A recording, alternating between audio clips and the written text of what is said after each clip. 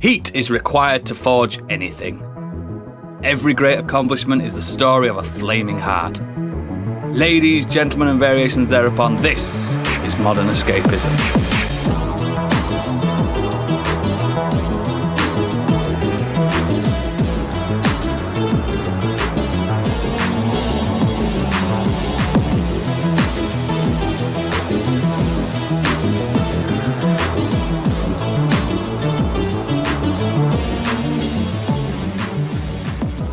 Hello and welcome to the final episode of our summer-themed month. My name is Oodles, the Hot for Teacher host of the show. Joining me today, burning down the house, it's Stig. Feeling hot, hot, hot. She's got canned heat in her heels tonight, baby. It's Candy. Hello. Come on, baby, light my fire. It's Biggie. Scorched.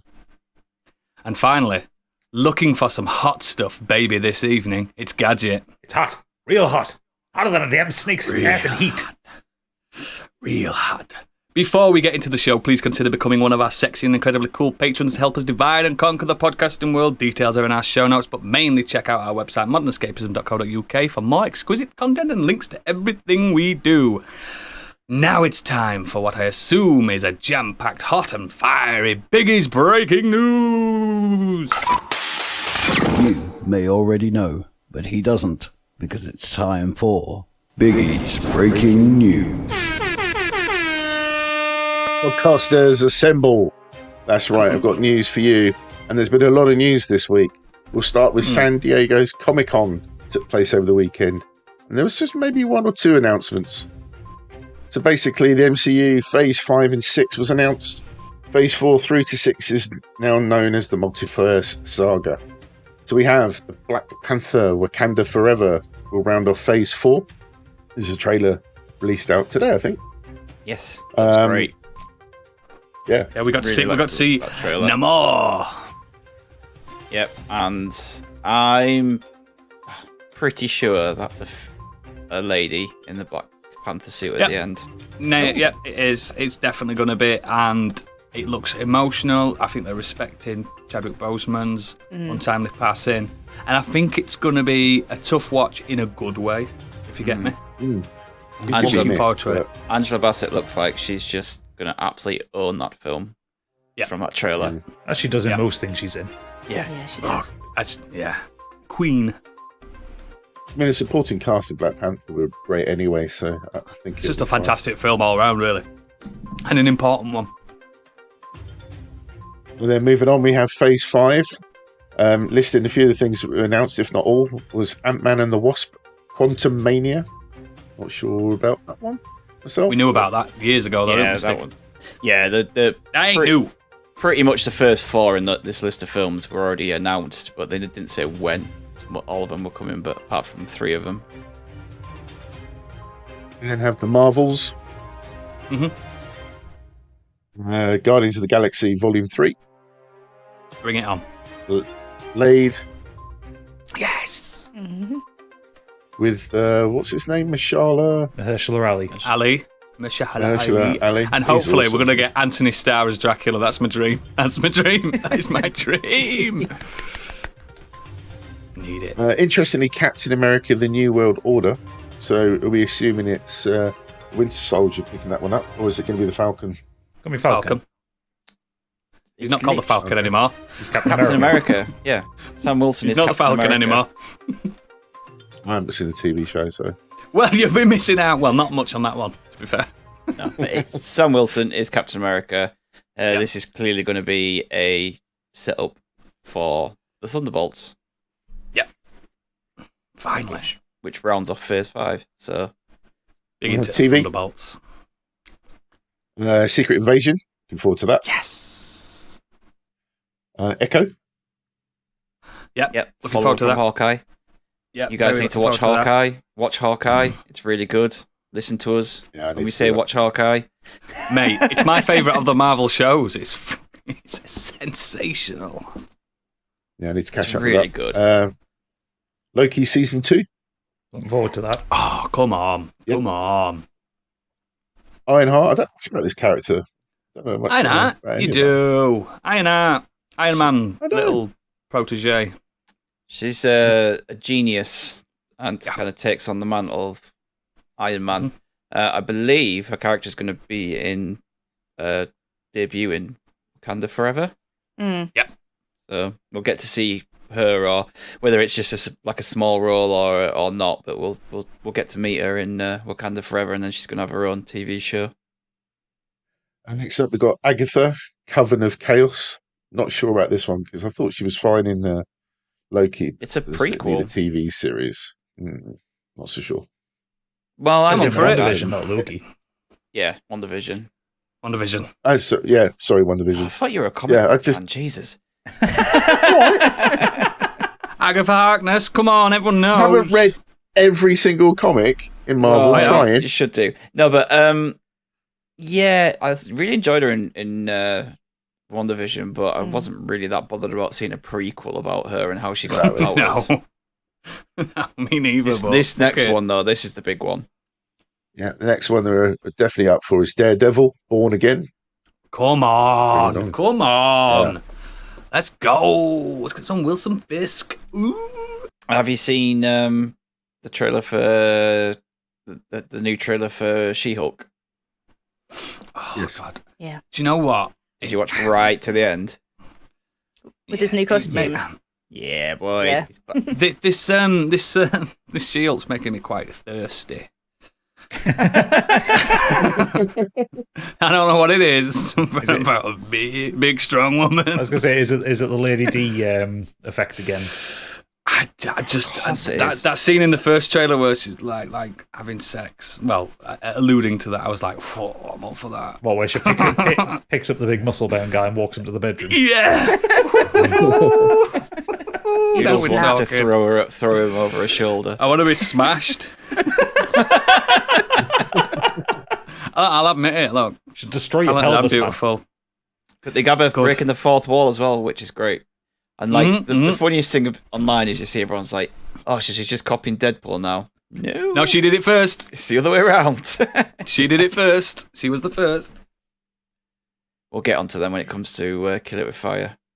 Ooh. Yep. Mhm. Marvel fans, yeah. No, just Internet. Phase 6 will start with Fantastic Four in November 24. Oodles finally gets his wish. Yes! Finally! I've announcing- been waiting for so long. Have they announced the actual lineup for Fantastic Four? So, No, nope. not officially. That'll be next year. okay. Well, there's a Disney showcase coming up next month. Oh, maybe I think it'll be we'll next month. I was expecting a lot of this to come out then, so I have no idea what they're going to put out there regarding Marvel. So maybe they've held some stuff back for that. Oh God, the one person I'm scared of is Johnny Storm because I don't think they've ever got him right as a character. They've always made him this like cocky, brash. I don't know, like wisecracker, but he's not that guy in the books. You know what I mean? He's quite The level-headed. rapport between him and the Thing is more Yeah, interesting and Ben, than yeah. just him on That's his the own. more.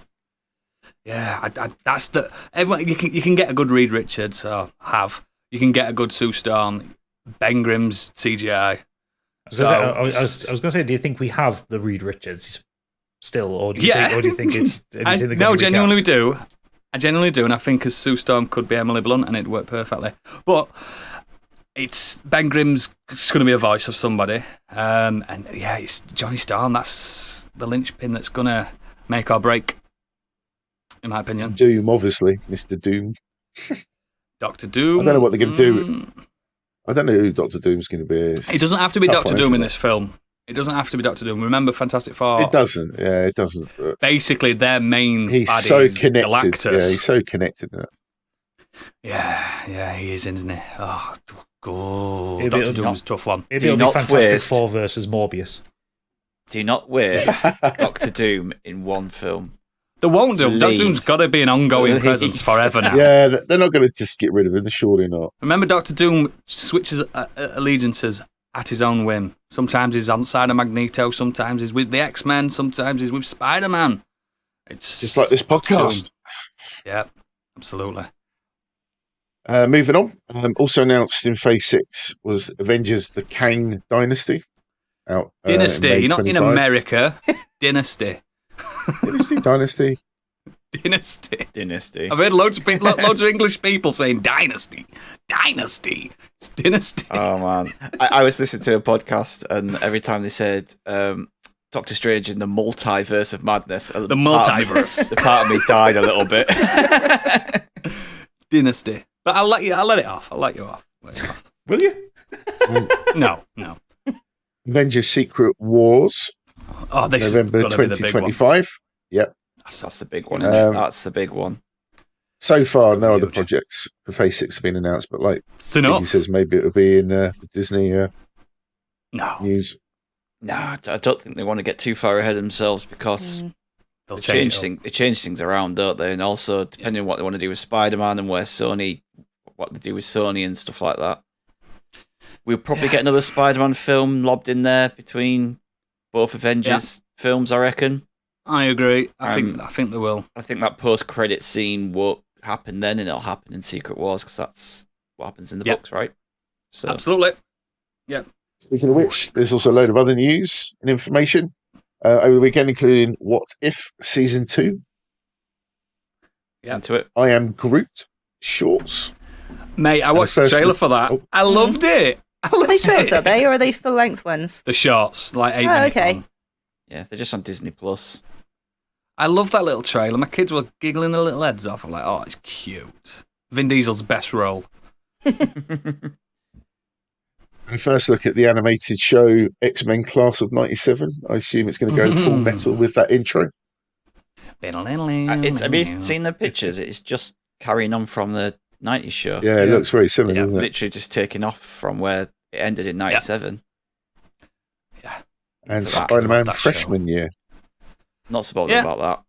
I'm cool with it. They've had so many Spider-Man TV shows, though, cartoons. It's literally Yeah. fucking hundreds. Just give us the 90s one back. Hundreds.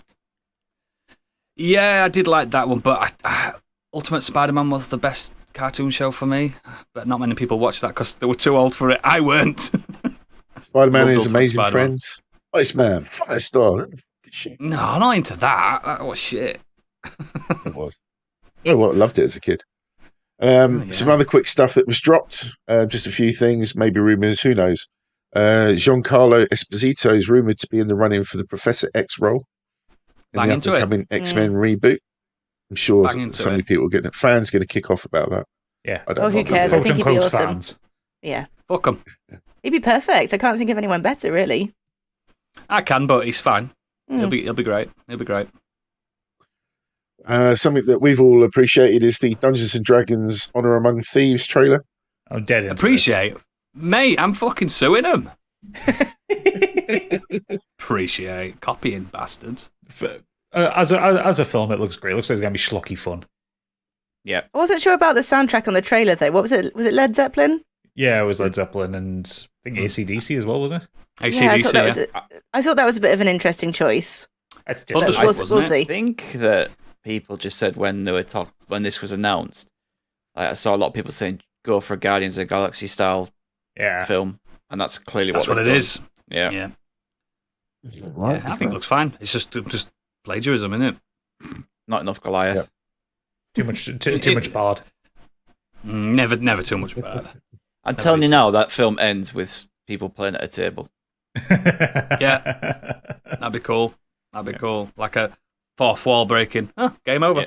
That kind of thing. Yeah.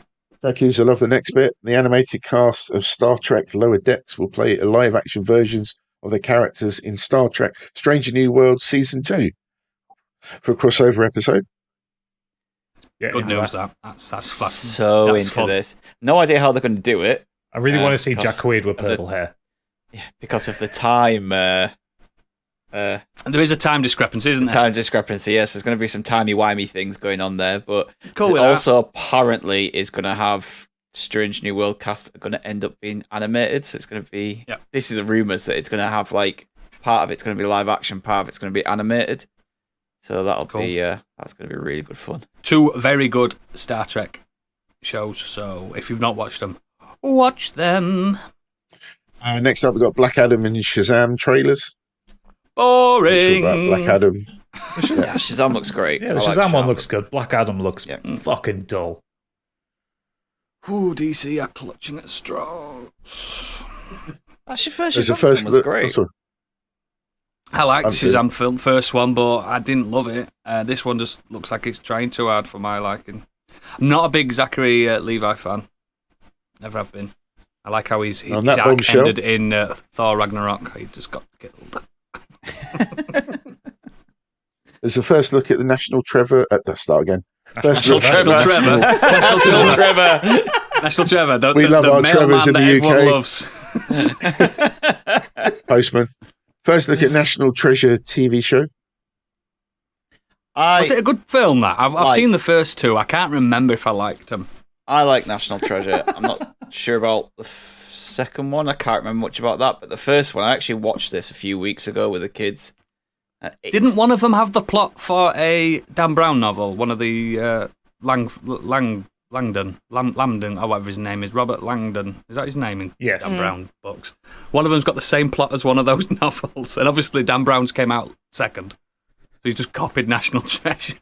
I'm not sure, but this one's going to have... It's not Nicolas Cage, but it's going to have Justin Bartha back as Riley, so there is a connection to the I can't even remember to the them, films, mate. at least. I might rewatch them. I remember not liking them as much as like The Mummy and stuff like that. I never thought. Oh they were no, that it's caliber. not as good as The Mummy, but I know. I still kind of like the first one. It's schlocky but fun. I might try it again. Something I'm looking forward to, the new trailer for Lord of the Rings, The Rings of Power. Oh, mate, the concept that they've got, the themes that they've got on this is fucking sensational. Yeah, I'm excited. And the about fact that already they've shown Myron, for non-nerds, that Sauron is in his elf form, fucking bang into this. This is fucking fantastic shit. The Deceiver, deceiving the elves and man, it's the best time period. Oh, Again, it's fucking a love massive this. IP. They've got to be very careful with this. Otherwise, if it's not going to hurt the original movies, but it's just such a big thing. They need to get this right. They really do, This is in my opinion. it's just so fucking cool. Like, this is the age where the dwarfs started coming from underground and stuff like that. This is like a proper tumultuous. It's the second age, isn't it? This one, and it's I fucking adore this. It's like from Children of Huron and Silmarillion. This is really good fucking rich Tolkien shit. The adult stuff, It not the could be- kid stuff. Could be bigger and better than Game of Thrones. Having that mass appeal. And Gladwell's in it, isn't she? Yes. She's in the trailer. So cool. Fuck off. The next one I did not see coming was the original Gremlins star Zach Gallagher will return The Secrets of the Mogwai. Mate, I've said it before on the show. Gremlins 1's a masterpiece. Gremlins 2's just a laugh. But Yeah. it's one of those IPs that just nothing's ever happened since then. And I don't understand because it's ripe. It's Fucking bang up this for is a TV show as well, so Yeah. give it the Cobra Kai treatment. That's what I say. Everything should get the Cobra Kai treatment. Yeah, exactly. Anything from the 80s that you revive, give it the Cobra Kai treatment. So good. Something that should stay dead, though, is Tales of the Walking Dead trailer. Yeah. I Is think this I like they're The bringing Walking a lot Dead. more of this. Back. Yeah. So Rick Grimes is back. Why? I like Walking Dead. I'm up to date with Walking Dead He as never well. died. Just Yeah, they're flew off bringing in a helicopter. everyone said, "How's he back? He died." He didn't die at all. He just went away. So how many I things like The now are Walking coming Dead. out for Walking Dead? Because was there a couple of films coming out with Grimes? There's a spin-off with Norman Reedus in it.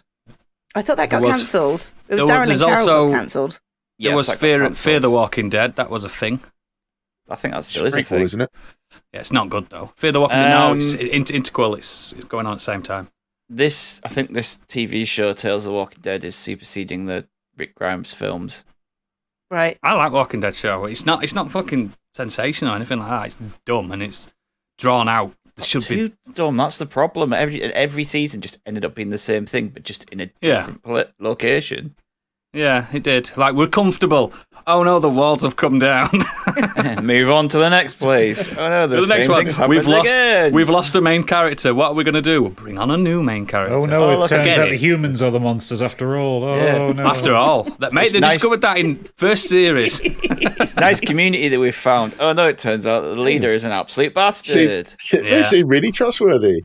Yeah. Mate, I don't know if you ever kept up with Walking Dead, but do you know how Negan was the big bad? Doesn't he become a big good?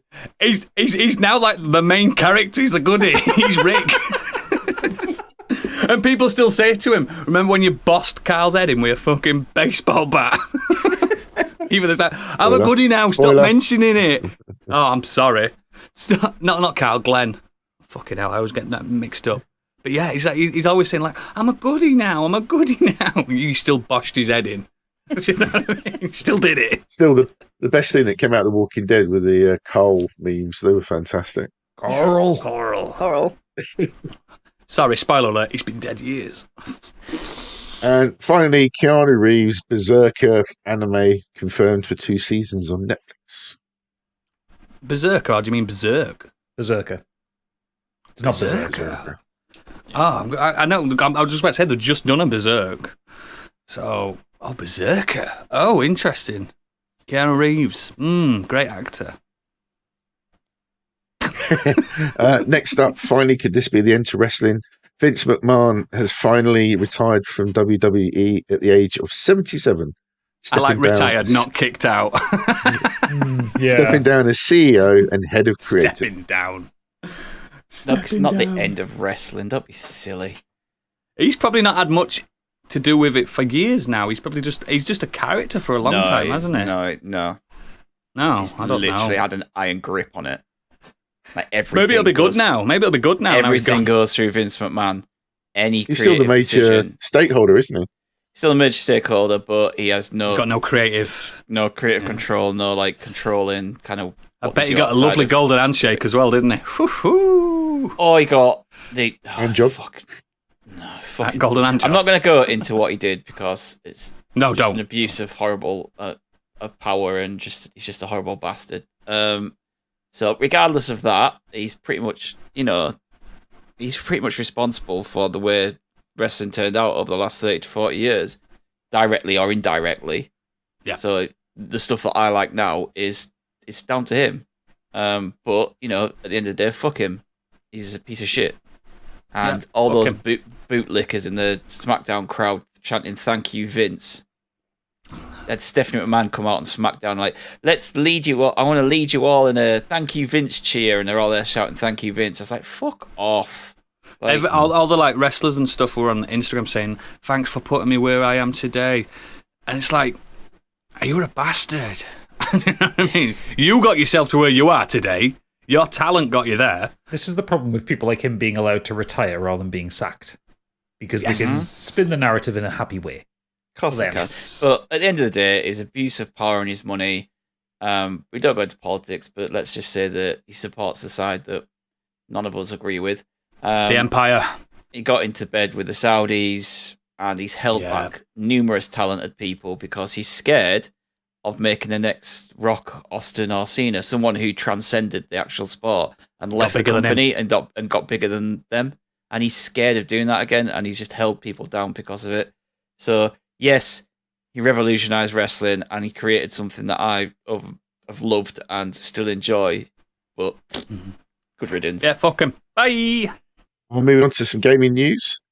Nintendo has updated the timeline of the closure of the 3DS and Wii U eShops.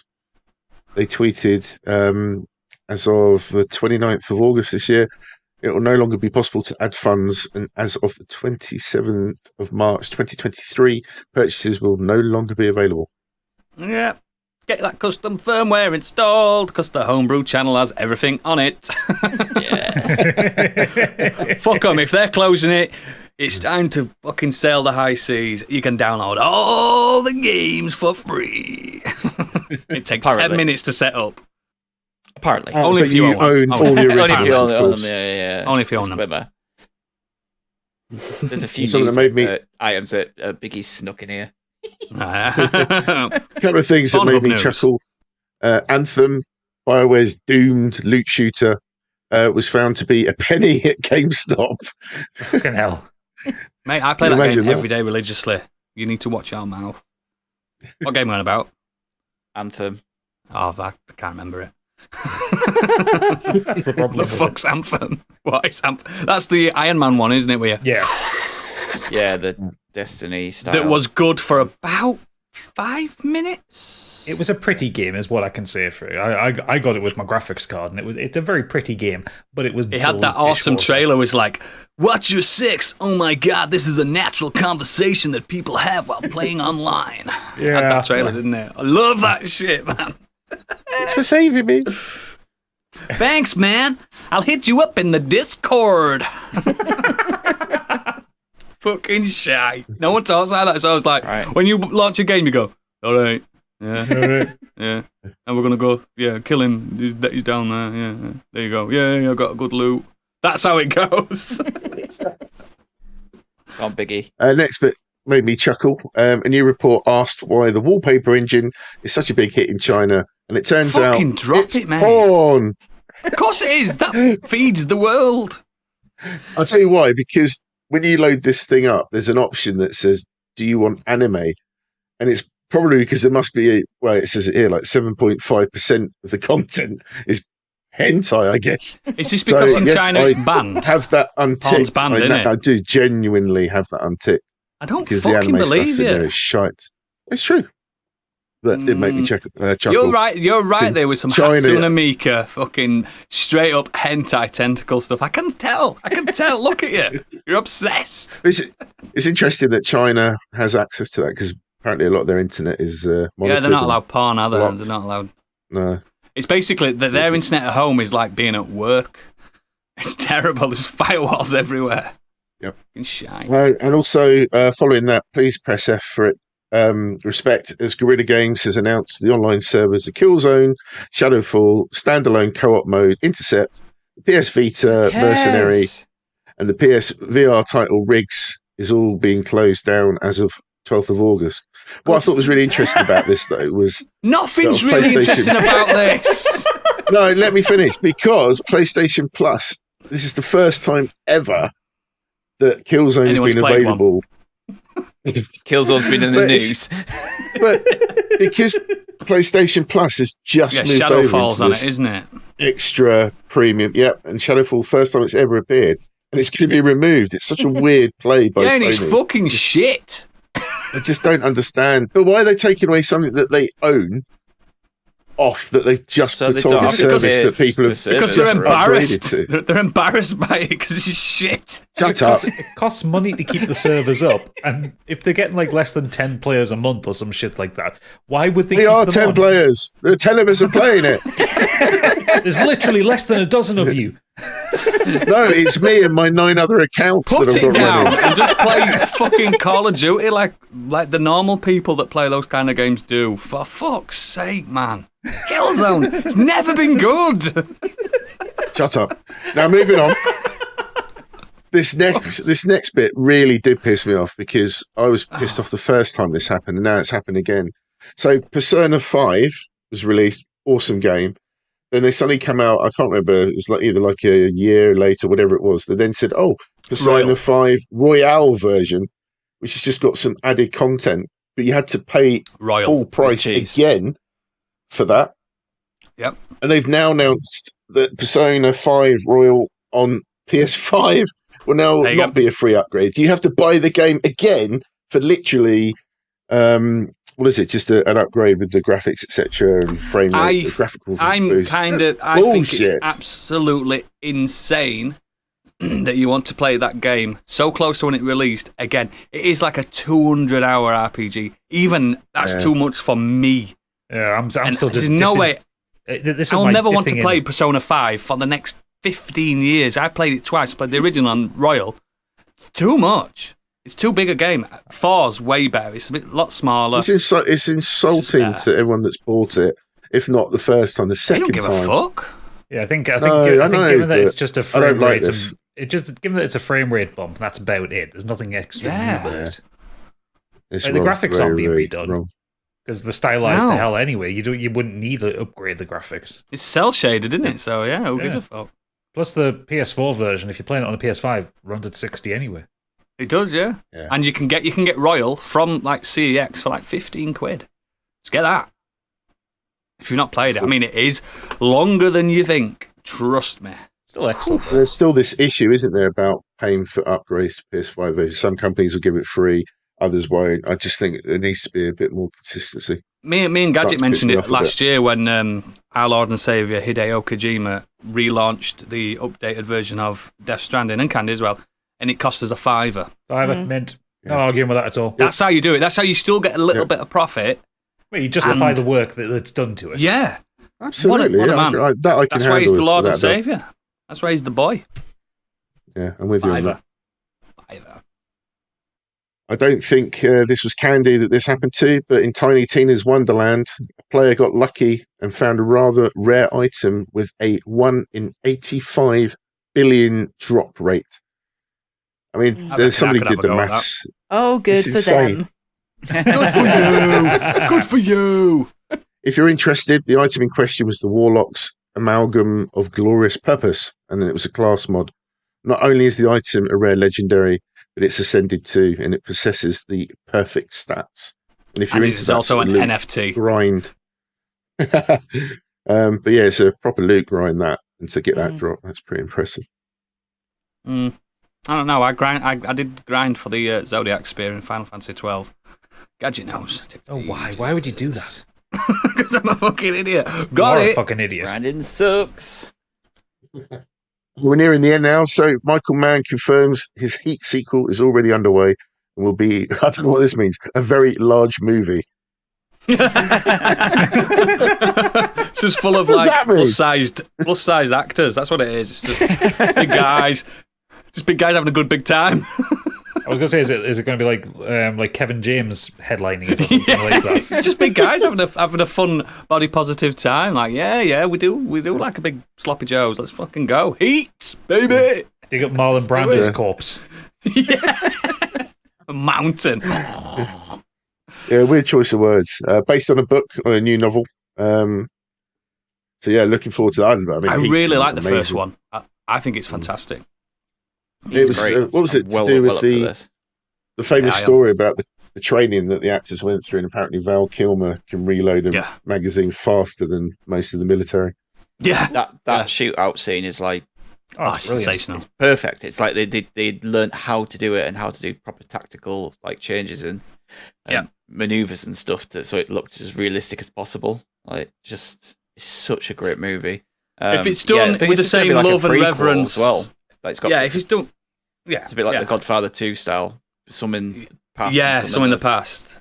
If it's done with the reverence that I've still not seen it, but Top Gun Maverick's done, so bring it on. You know what I mean?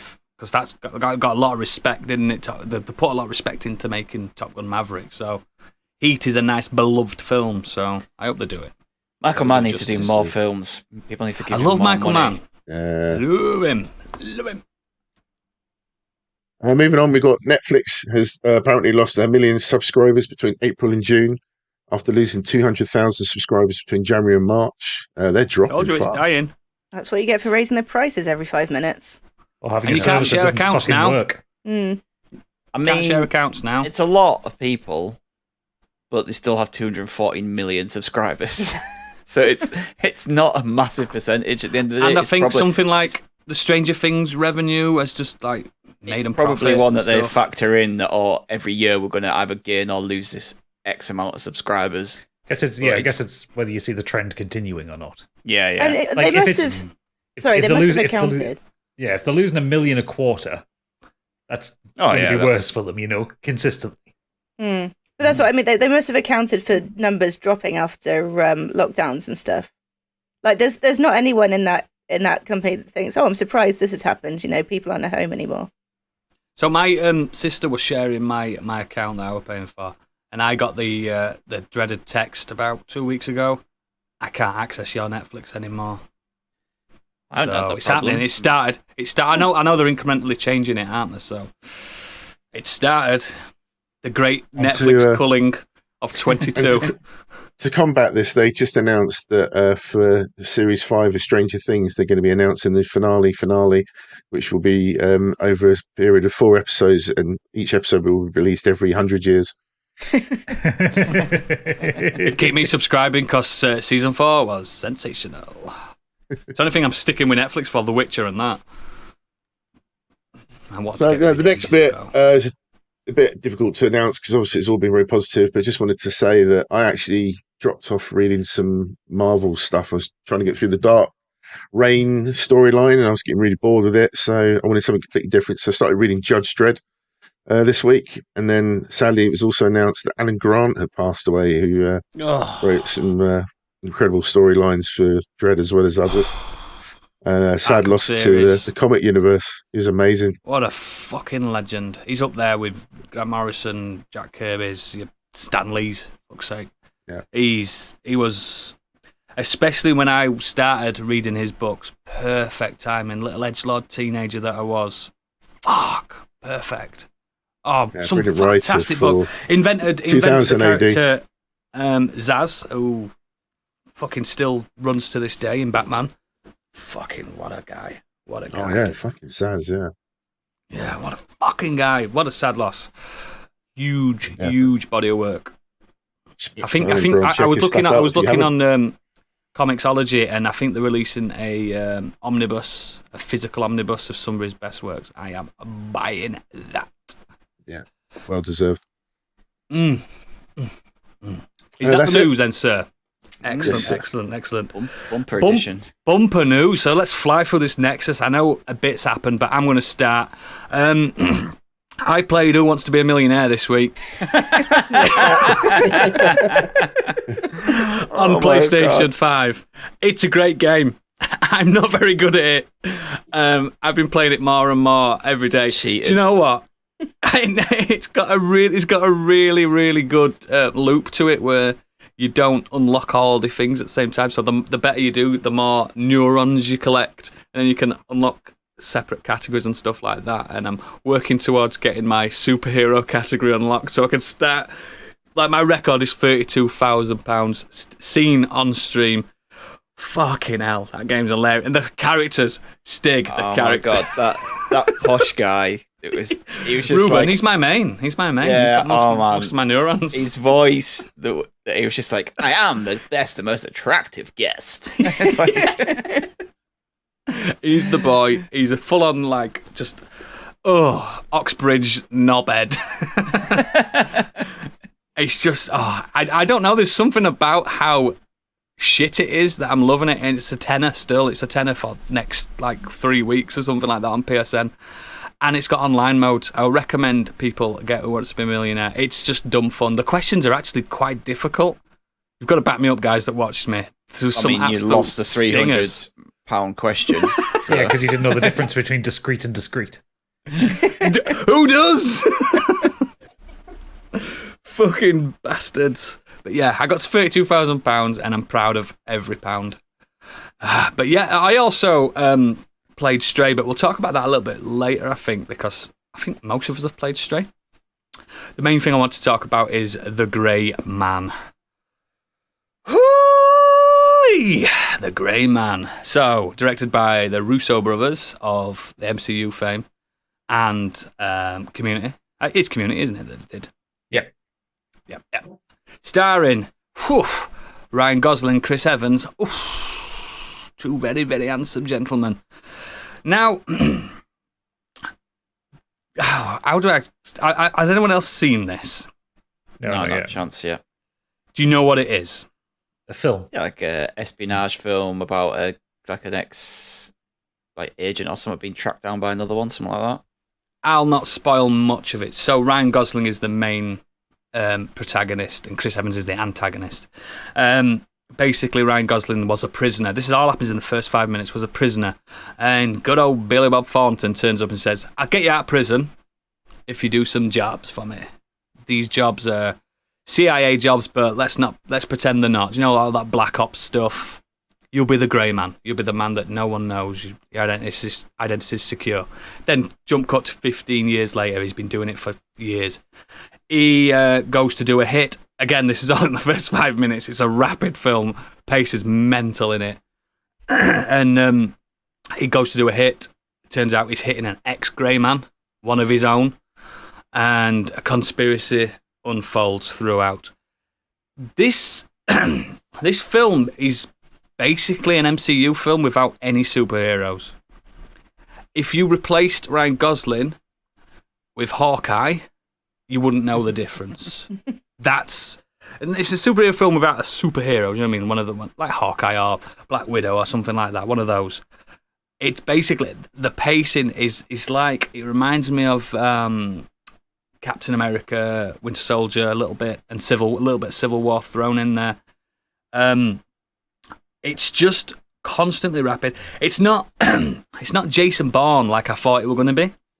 I think Jason Bourne's got a nice load of plot twists and downtime in a lot of Jason Bourne, hasn't it? Because he's amnesiac and he's got to think about stuff. And this has got no downtime. Fuck me. The pace is it's frightening. It's just rapid. And do you know, sometimes people are like, oh, pace is really slow in this. This is the opposite. It's too fast. I was like, what's happening? Like the set pieces, the spellbinding, they're all not much CGI in it at all. And this is probably why it's the most expensive film that Netflix have produced. It's all physical. Your cars are flipping. It's just sensational. It looks like they're shooting real fucking guns, for God's sake. It's incredible. But the only thing that makes it memorable to me is Chris Evans. And I'm saying it right now. Chris Evans is one of the best bad guys I've seen in years. He is fucking fantastic as a bad guy in this. Camp Chris Evans. Gates type, isn't he? Yeah, he's camp. He's got a little mustache as well. He's mincing around the scenes. He's imposing because he's still fucking incredibly ripped and stuff like that. He's tall as... I didn't realise how tall Chris Evans was compared to Ryan Gosling. I was Ryan Gosling just small. Oh, Ryan Gosling's little. Yeah, fucking hell, Chris Evans is a giant in comparison. He's imposing, he's frightening, he's a loose cannon, and it's just this... I don't know. He's the only thing that makes me really like... He's the only thing that makes me like the film. I don't really like the film. But again, like I say, it's essentially a Marvel film without a Marvel character in it, even though a lot of the people in this have probably been in the MCU, especially Chris Evans, obviously. I gave it like a 6 to a 7 out of 10. It's not spectacular. The set pieces, if you're a big set piece person, if you like popcorn films, if you like explosions, if you like seeing a populace getting decimated by a machine gun, the collateral damage in this has to be the highest I've seen since Independence Day. I swear. Everyone gets fucking killed. Just mowed down. Everyone in the scene just fucking destroyed. Chris Evans is the one to watch in this. Ryan Gosling's fine, but Ryan Gosling's one of those actors where he looks at a script and he's got like 10 lines throughout the film. He's always not talking that much in films, and it's that again. He just smoulders around, doesn't he? Looking sexy and blonde. But Chris Evans, fucking hell, I want to see more of that guy doing his own thing. I'd love to see him meet up with Jason Bourne or meet up with what's his name in Mission Impossible, Ethan Hunt. I'd love to see him go toe-to-toe with those guys, because he's up there with some of those good action film baddies. He's Alan Rickman levels. Imagine Alan Rickman, his body and emphasis, but with Chris Evans' body, sorry. Alan Rickman's mind, but with Chris Evans' body. It's delightful, and that's what you should be going into to see when you watch this film. Again, it's on Netflix, so yeah. It won't break the mold, but Chris Evans, man, get him into more films as a baddie. You wouldn't think it, but when you see it, you're like, oh, yes. But yeah, that's mine. We'll talk about the cat game a bit later. So, Stig, what you been doing, boy? I played the other released game this week. There was another? Yep, As Dusk Falls. Is never heard of it. Came out on... Yes, you have. It came out on Game Pass this week. It's it's like an interactive drama from Interior/Night, and explores an entangled lives of two families across 30 years, starting in 1998 with a robbery gone wrong in a small town, Arizona. Yeah, I think that's and it's basically, if you kind of like interactive novels, that kind and interactive stories in games, that's what you're going in for. The art style is very painted like, so no one the characters don't move normally. Like it's like a Scanner Darkly a bit, isn't it? Yeah, you don't kind of move them around like you do in Life is Strange. You kind of watch. It's like an interactive comic. Yeah. So they don't even it's when they speak. I think it When they looks stunning. speak, they don't like the mouths don't move, and they kind of jutter from one bit to another. So you don't see them fluidly moving across the screen. They'll be in the middle of the room, and then the next thing they'll move to the door, and you'll just kind of see two motions of them moving to the door. And I'm not sure what it's like vignetting, isn't right it? I think term it's is. vignette. I think Yeah. that's the word. I'm not sure. There is an artistic it has got a word. Yeah. But yeah, no, I'm enjoying it. I'm on to chapter 3. It is my kind of game for like downtime game, this, where you just kind of sit there and you do make decisions based on how you want the characters to interact. There is so many different branches you can do. You can play it as being kind of cautious or real nice, or you can be an absolute arsehole with the characters. You kind of mix between... I wish I had up the details of the character names right now. But the mix up between the dad from one family and the younger brother from the robbers, and you kind of go between them two, making decisions based on them. It also kind of has flashbacks in the setup for the guy and his family and the troubles he's going through with his wife, and then you have the stuff you flash back to the lad and stuff that's going on with his family and his dad and his mum. So it kind of builds a narrative behind everything that's going off, rather than just being this one night. Kind of find out a bit more about the characters and how they've got in this state. There is apparently a co-op mode to this, and I believe how it works is it's up to like 8 players can play this. How the fuck do they do that? So you can, I think you vote on the choice you want. So rather than it being... Candy's been stung with that on that Quarry game. Yeah, but I imagine this is probably a lot cheaper. In fact, I just looked it up. It's on Game Pass, and I've already told my little squad that did the Quarry with. I said, here's our next game. So I'm hoping it is multiplayer. Squad. I imagine it's like the Powerpuff Girls getting together. That's exactly what it is. I think that would be a lot of fun. I'd like to play that once I've, like, as a group, once I've done the main story, because I'm not one of these people who go back and replay and do different branches. Like, that's what I chose. I'm happy with that. Same. I usually stick with what I've decided. There's some horrible choices in this as you go on that it wants you to do, and I'm like, no, I'm not going to fucking do that. And it does that thing that Life is Strange does at the end, and it tells you who did what, like percentage wise, and then you can just see like who are the horrible bastards who did this awful Walking thing. Dead did that as well, didn't it? Yeah. But yeah, I'm halfway through chapter 3. There's 6 chapters, so I'm looking forward to finishing that off. Nice. Main thing is though, this bad boy arrived.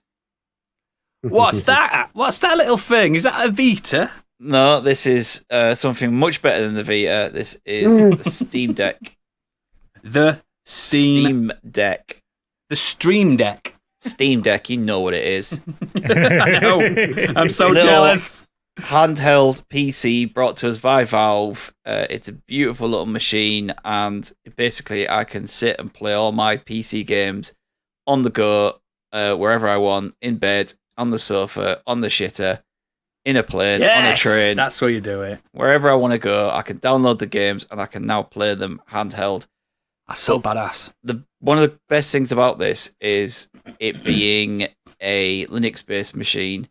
You can put yourself down to the desktop, and there are apps you can download which allow for emulation. You can put emulated games on there as long as you own them.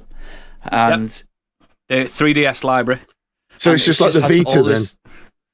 All this back thing. I don't think so. But it's got Steam on it, mate. Like, I could literally do this by 4 clicks rather than having to hack the thing. I have the ability, it's an app on there. The Heroic app means I can now access my Epic game library and my GOG library. You can set up Xbox xCloud gaming on it, which runs amazing. I've played Guardians of the Galaxy on this thing, and it did not skip a beat. Like, it ran buttery smooth. Microsoft even have a guide online for how to set this up, so I can see them developing a native app for this very soon, because if they're doing guides, it seems to be the new official way for that, doesn't it? It seems to be that the Xbox have seen this and gone, that could be our official way. That could be our little in. Oh, of course it is. Rather than spending Play it time on your and phone. effort to make a machine, you're like, well, Valve have made a machine here. We like Valve. We're friends with Valve. Let's launch an app on it, and it's done. Like, Valve are literally Genius. happy for you. If you want, you can uninstall Linux and put Windows on there, so you can actually install the Game Pass app on there. I'm not going to do that. That's if you're insane. Bother to do all that. Linux is better than stuff. Windows. Yeah, I'm just going to stick to what's on there and what's offered. I've downloaded a few games on there. Now spoiled for choice, because I'm looking at going, which game do I play first? So when are you going to play? Killzone. When are you going to play Final Fantasy on that then? I have Final Fantasy. I have the NES and the SNES Final Fantasy on here at the moment. Good man. Yes. What I did find out, though, was when I put all my NES and SNES games on there, and I was going through them all, and I was like, 90% of these are shit, aren't they? I started playing all these old games and like jumping in on stuff, and I was like, these are just bad. And so I'm going to go through it and just curate. That's what I was saying to you the other day. Me and Biggie do that, because we like this kind of scene.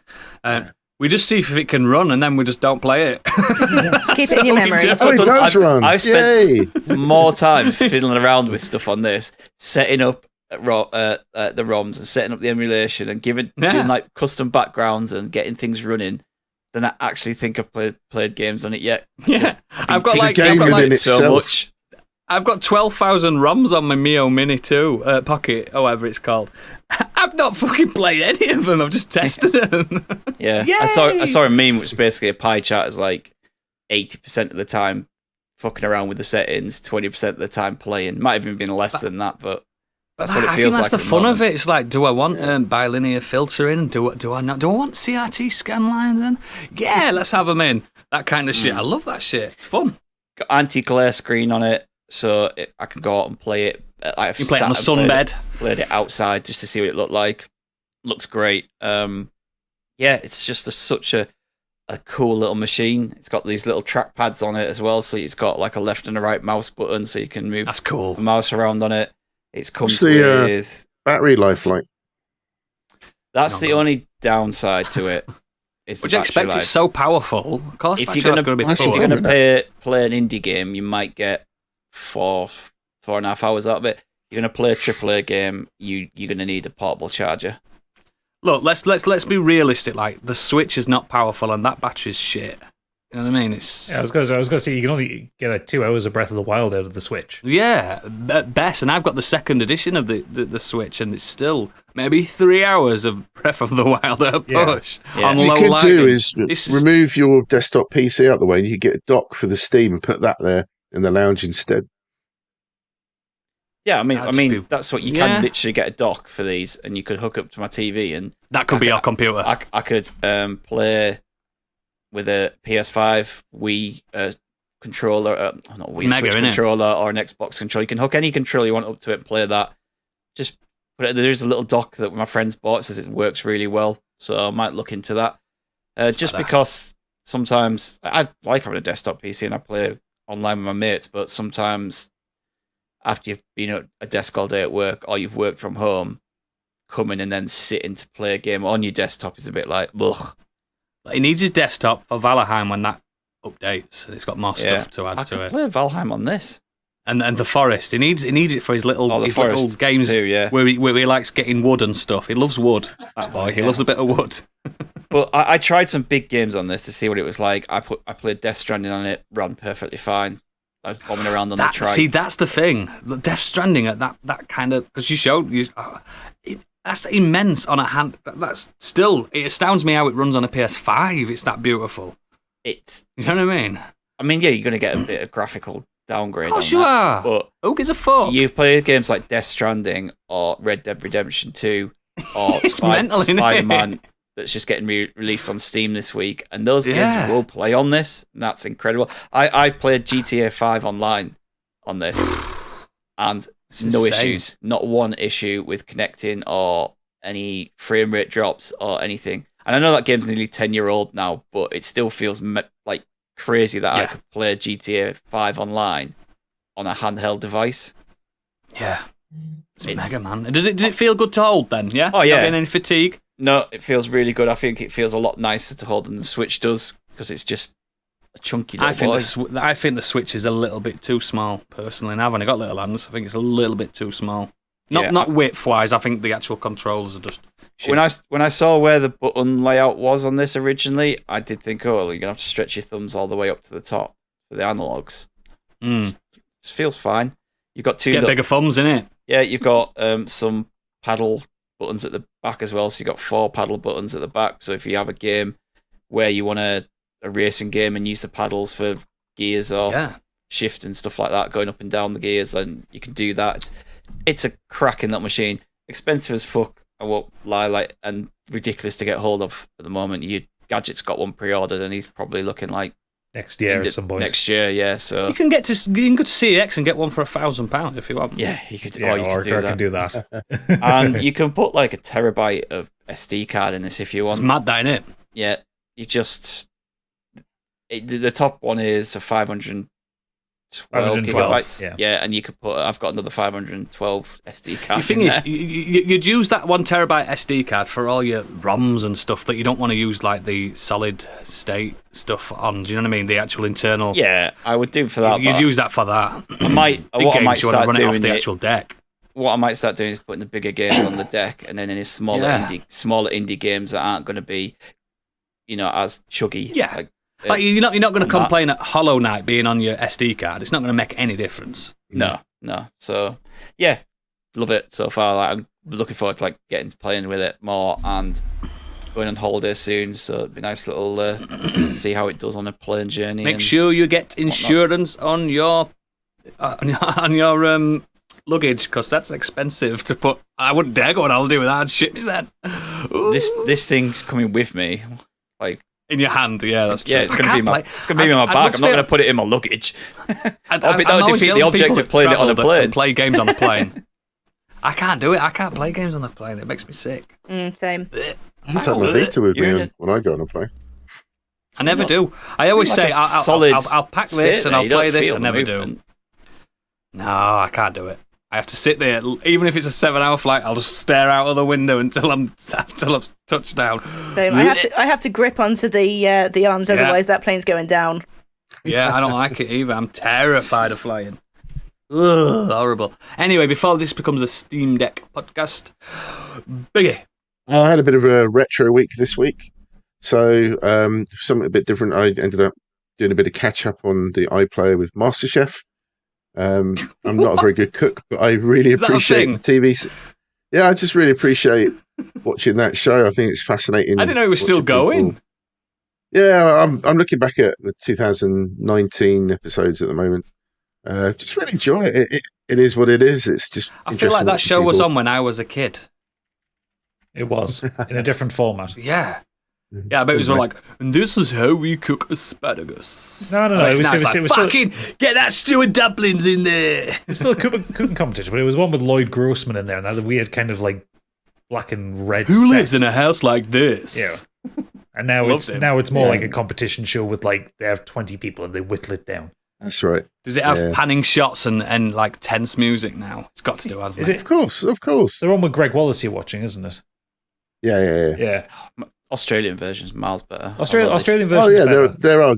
They got rid of the 3 hosts on that for some new ones because me and Kate were going to jump back in. I was like, oh, there's new hosts. Fair dinkum. Welcome to fucking MasterChef. I was like, when Michelle LaRue moved on, that was a real shame. But yeah, it's still the same format. It's just something simple and easy to watch. You just switch off and watch it. Something else that I did restart was The Sopranos. I've gone back to watching that again. And my God, I do it every year, mate. I do it every fucking year. So good. Just a show ever stuff made. I completely forgot about.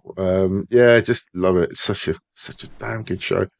And the only other thing I did was we've been playing Battlefield 2042, as you know, but we got a bit fed up with the same kind of maps. They've not really updated so much. So a few of us reinstalled Battlefield 4, went back to that.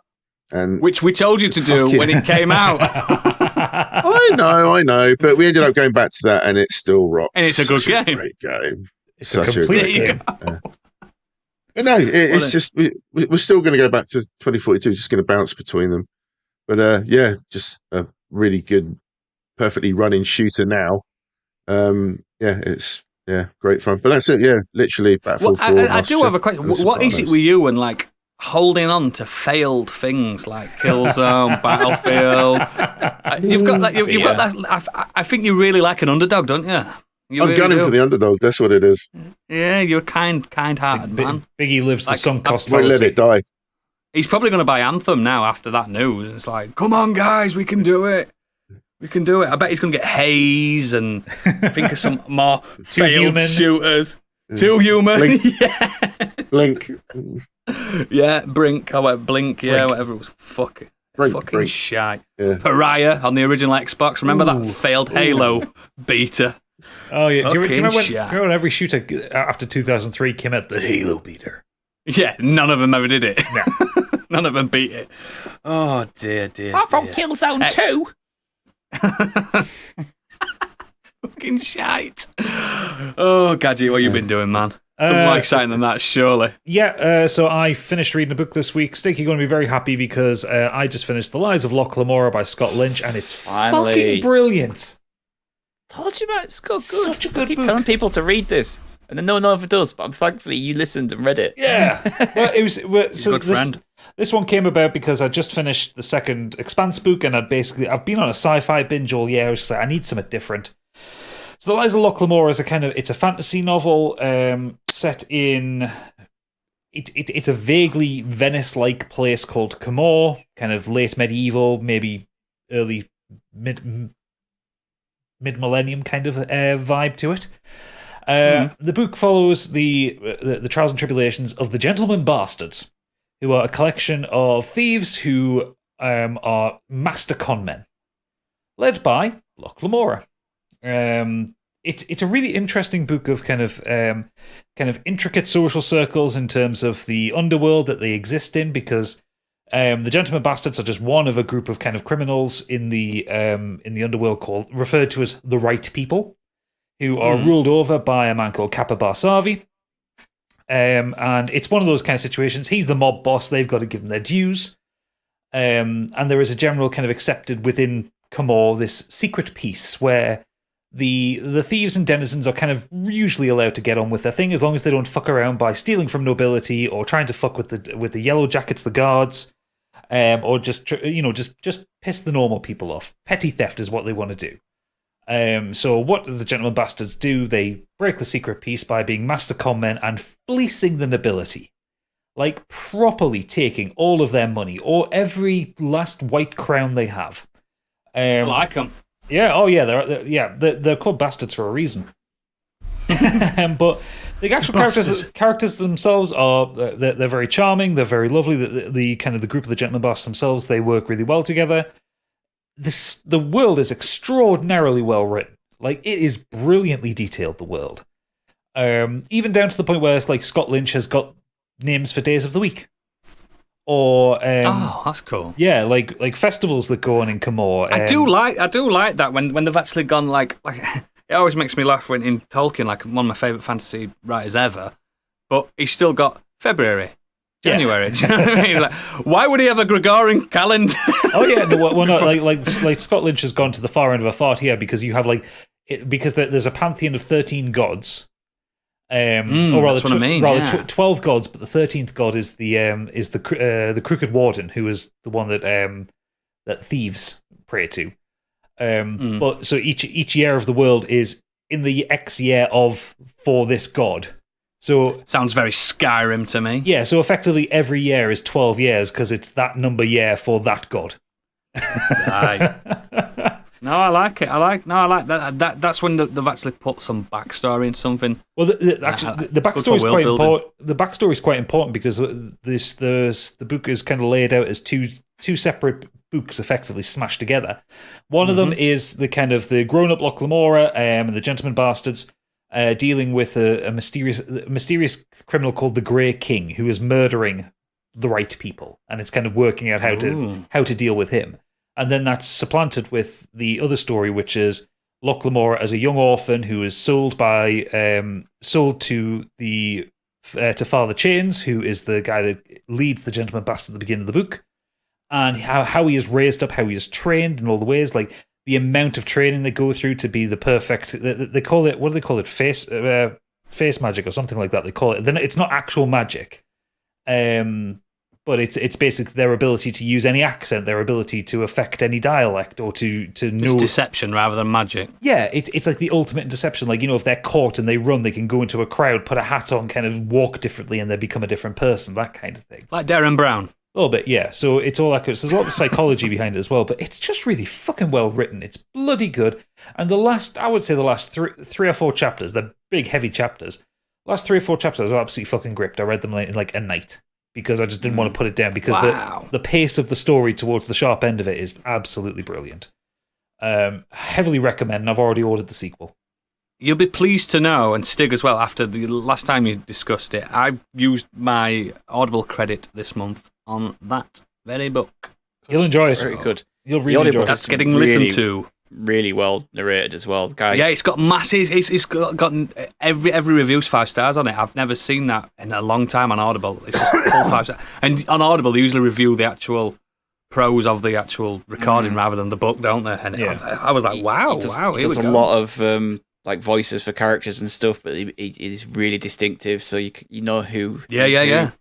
One of my favorite things about the book is just the way the characters speak to each other. Like, they're so well written. Like, it makes you laugh. Like, some of the stuff they say, it's just witty and clever. And I very much like the bickering between Callo and Galdo, the 2 twins.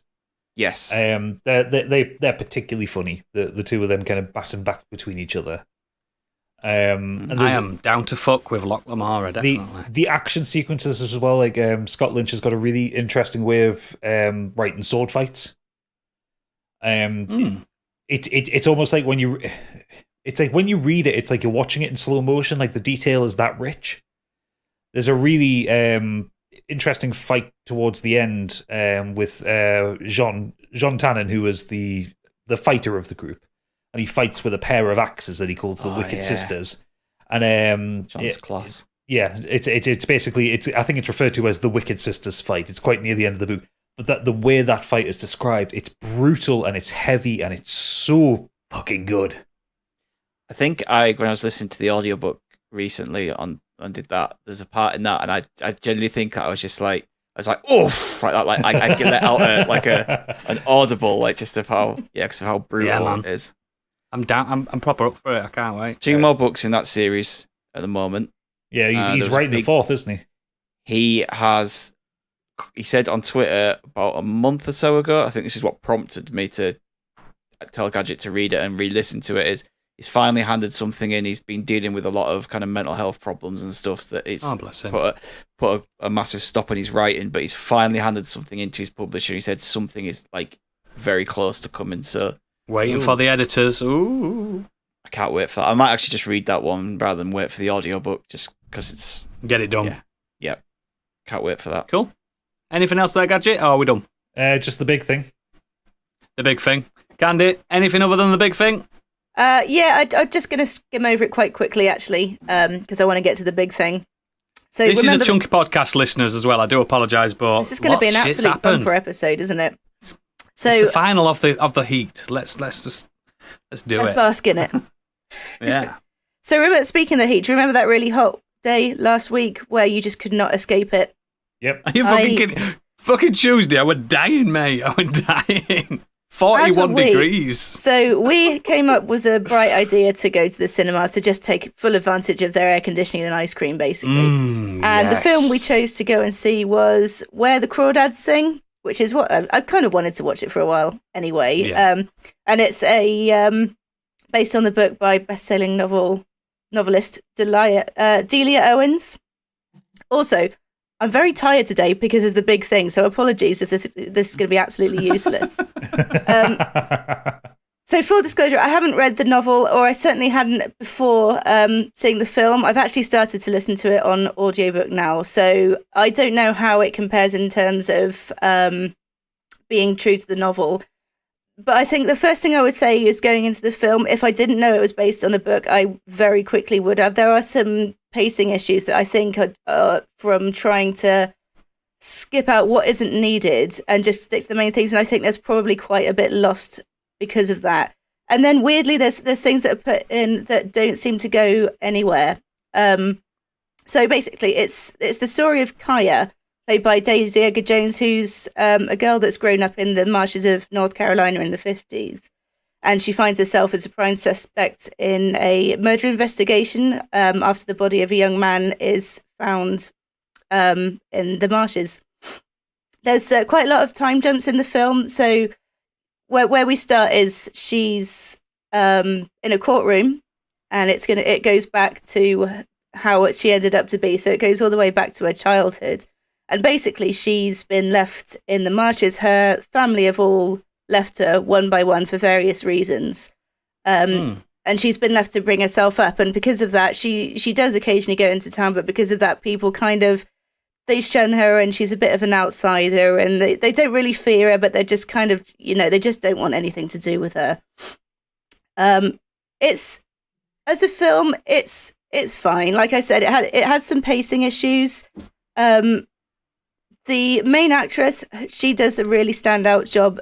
The rest of the actors, it's not bad. It's just not great. And I did have a little bit more to say about it. I'll probably put it in the Discord, but I want to get to the big thing, like I said.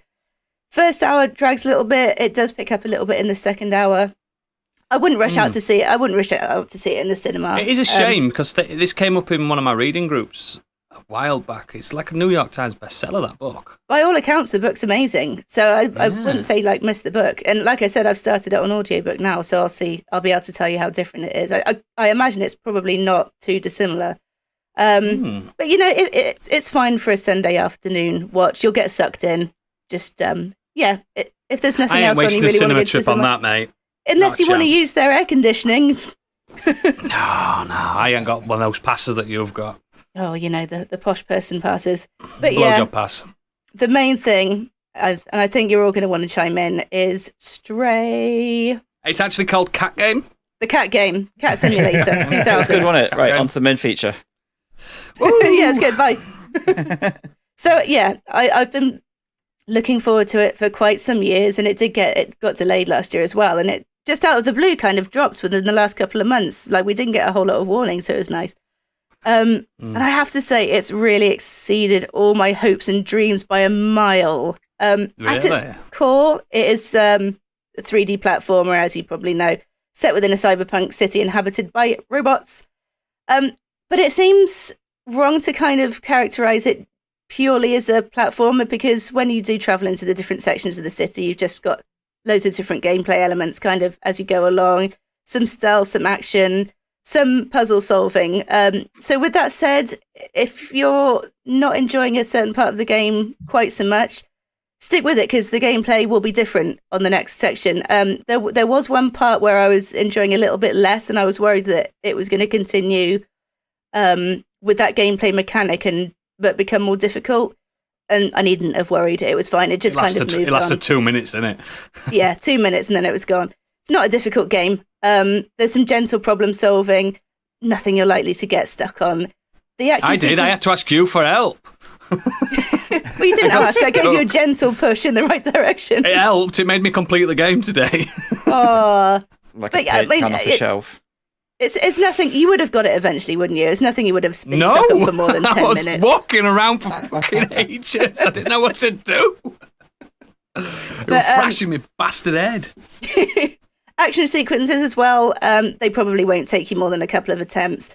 One thing I actually should mention is, and this worried me going into it, there's no long drawn out cat death scenes. So if you fail, the screen goes red. The cat drops down. You can see him still breathing.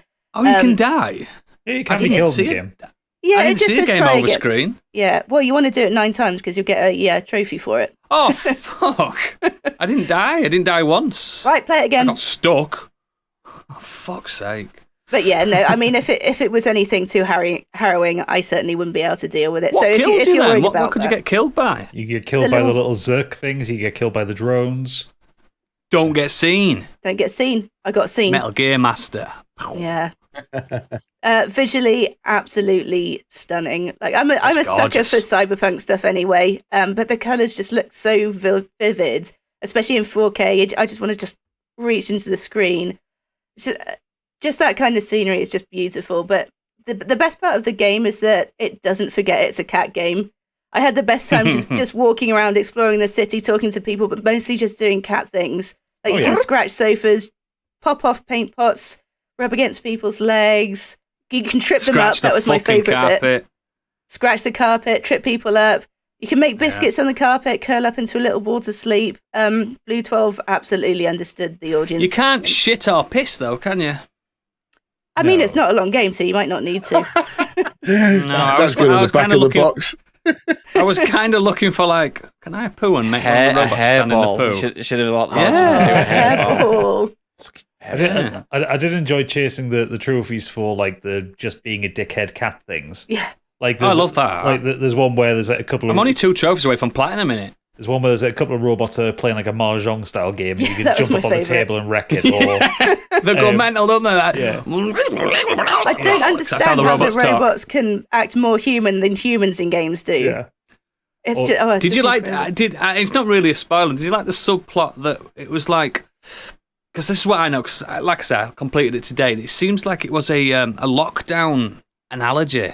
I noticed from that, but what we all lived through. Yeah, I did. Because I did notice that, and it was funny that the cat was the only free life form in the entire game. I don't know if that could have just been coincidence though, because it's been in development. Because they started in 2015. Yeah, but at the same time, there were potentially 1 or 2 lines added in that may have just made it in at the last minute. Yeah. I know. So there was a few moments where it was literally like, I can't wait for this lockdown to be over, that kind of thing. I was like, But yeah, I went. Go on, sorry. I was just going to say, forgive my ignorance, but I assume that they either took a lot of film footage of cats or motion capture. I imagine the animation of the actual cat itself was spot. They're all cat people that made it. They're all proper cat people. There is a cat. Actually, you'll love this, Biggie. There's a cat. The cat so there is a cat that did the voice acting for this cat, but the actual inspiration for it was the developers' cats, Murtaugh and Riggs. Yep. Oh, perfect. Yeah. But like when I first called Lala. When I first booted this game up, like both my dogs went ballistic. My cat was enraptured by it, like everyone else's cat. What I did, I liked that I never got chat because it is a brief game. I think it took me like 4 hours or something. Yeah, it's total. about a 4 or 5 hour game. I think it took me 8 because I was wandering around doing cat things. Yeah, I mean, if you are a trophy chaser, I reckon it could be a 10-hour game if you really push in. But I think I never got bored of any one moment because I didn't have time to get bored, and I think the pacing's fantastic. I also really like the fact that, because at first, when I first started playing it, I thought, I'm just going to be a cat that annoys people that can't talk to me. But the hook where you have a little robot mate, he translates stuff, and I'm assuming he's speaking cat back to you because you listen to him. Do you know what I mean? Because if I told my cat to go and find me a battery, it wouldn't come back with a battery. Well, I mean, it's it's not really explained. He's a clever kitty. Trying not to. It's probably not spoiling it, but for the same reason that he knew how to communicate with the robot, knew how to communicate with the other robots. I reckon he's speaking cat, mate. Yeah. But yeah, I do like that there's no real voice acting in this, apart from the cat, obviously. And at first I thought it was going to be cat in peril because there's a big cat in peril moment at the beginning, and it really made me sad. But no, it's not, is it? It's more an expression of theme and expression of freedom, isn't it? And I think it absolutely nails that. I think it's an absolutely lovely. It does have potential to be some people's game of the year. It's mine for sure. Yeah, I said to Gadget last night it could be even in my top 10 of games of all time. I couldn't argue with someone for that. It didn't do enough for me to like change the mold in that kind of narrative, but there were never a second I was bored, and not many games do that anymore. I think, there's a trend to making games as long as they can be, and as many side quests and these repeatable quests, but it just goes to show that a game doesn't need to be that long. No, it doesn't, does it? Like, there was enough of a story that it didn't start to drag, like you said, and within maybe like 4-6 hours of story, it really packed an emotional punch as well. Like, you don't need all this time to bond with characters. If it does everything it needs to within the time frame, you don't need all the extra gump. It should always be quality over quantity. It should be, but it never is. We're also seeing a resurgence again of good ginger representation in game characters. We got Cal Kestis in Star Wars. We've got Kat, good ginger. I like seeing it. It's good. It's good for the medium. More gingers in games. I feel like people agree with me on that. I knew this game would be great. I literally, the first time we saw it, I said, "That's one of the games that I want to play. I can't wait to play that." Just like literally, it's sensational. Playing as a cat, just so simple of an idea, but so much fun. And the way they've nailed the actual mannerisms of a cat is the way it jumps, the way it lands, the little the bit at the very beginning where as you like rub up against he's with his family, he's with his cat family. He's the cutest thing. I know. They're all just running in and out of each other like cats do. They have a little fight. They curl up together. Oh my god! You have a little drink out of puddles. And... Yeah, the beginning's sensational. There's a moment quite early on when you find your little robot buddy, and he's like, "Oh, I need to come with you, but I can't. My batteries won't last long, so I'm going to give you a little backpack so I can fly along with you." Oh, and when he's walking, he puts this kind of harness thing on the cat, and it immediately the cat like freezes up and just flops onto the side like my cat does if I put a harness on him, and then gets up and starts walking away with like his hind legs like proper dipped for 10 paces. It's like, yeah, these guys get cats. Like the behavior is fucking brilliant. I did see it on Twitter again. You're part of it. I did see this on Twitter where people were moaning that, oh yeah, we get a great cat game, but we haven't got a good dog game. It's like, fucking hell. This is as bad as saying I don't want to play as a girl. How many cats have a moment? How many games have a dog sidekick? Okami is the best dog game. You got Riley in Call of Duty Ghosts. What more do you want? We have good dog games. The only cat mannerism that I haven't got very far in it yet, but there's one point where it does kind of puff up. Well, that's the thing. It doesn't puff up. He goes up on and kind of puts all these heckles. Hisses. The heckles. But the fur doesn't puff up, and I was like, I wanted it to like proper go. Poop, it does on PS5, mate. Like when my cat does that, like the tail goes. Poof, her tail goes from this little thin thing to just being like this massive weapon. Yeah, brush. I will say that there's loads of little mannerisms. My favourite one that I encountered, it was only when Pip pointed out to us that I actually noticed he was doing it, and it's just such a typical cat behaviour. Is I was running around and I found something that I was looking for in the game, and when you're kind of exploring, his tail's up. Yes. Yeah, I noticed that. Yeah, and that's obviously a sign of a happy cat or an interested cat when their tail is up, and it's just like, they have really got it down. So I'm really happy with it. I thought it was a fucking brilliant little game. And the soundtrack is banging some huge synthwave tunes in there. I was going to say that this is one of the first games I've played in ages where I didn't listen to a single podcast or anything. Oh no, it's a good soundtrack. I was just in. Best cyberpunk game ever made. Yeah. I can say that. I can absolutely say that. And the last thing is like the little shortcuts in the levels where you get to sit in a bucket and ride down. They're just really cute with his little paws hanging over the edge. And the fact that you can meow at any time, even in cutscenes, and you can make the cutscenes better by meowing. Yeah. If you are a cat lover, though, I have a testament to this because Candy was playing it last night after we'd finished our D&D recording, and she was getting to the end of it and finishing, and I said, it's a mascara warning. And I have a series of pictures of Candy's mascara getting further and further down her cheeks. Mate, it got that ending got me as well. Let's talk the ending, please. Yeah, I know, but all I'm saying is if you're a mascara wearer, when you get to the end of the game, make sure you take it off. Mm-hmm. Mm-hmm. Excellent. This podcast has gone on long enough. Let's end it. I'm joking. It's time for the final topic of our summer extravaganza. We are going to talk about heat. The heat, not the film, the actual temperature. Films or mediums that's got a real emphasis on heat, hotness, sweating, all in betweens. So, who's the hottest of us all? pretty warm right now, to be fair. Warm. There you go then, Stig. You've just nominated yourself to go first. That's fine. Got to go at some point. Gotta go. So, if there's one film in recent years that exudes heat for me, it's Mad Max Fury Road. Hot. Yep, this film came out in 2015. It's the prequel to Mel Gibson's films of the 70s and 80s, and I think just one of the best action films of the last... one of the best action films ever made, to be fair, yeah. Don't even have to quantify it within the last 10 years. No. It is just one of the best action films ever made. But where it obviously fits in with this week's feature is the way the film looks, how it's shot, how it's edited, everything just looks hot, sweaty, sweltering, mate. Sweltering. Yeah, absolutely. So I was kind of looking up a few things as well. I found this said the original Fury Road was intended to be shot in Broken Hills in New South Wales, Australia.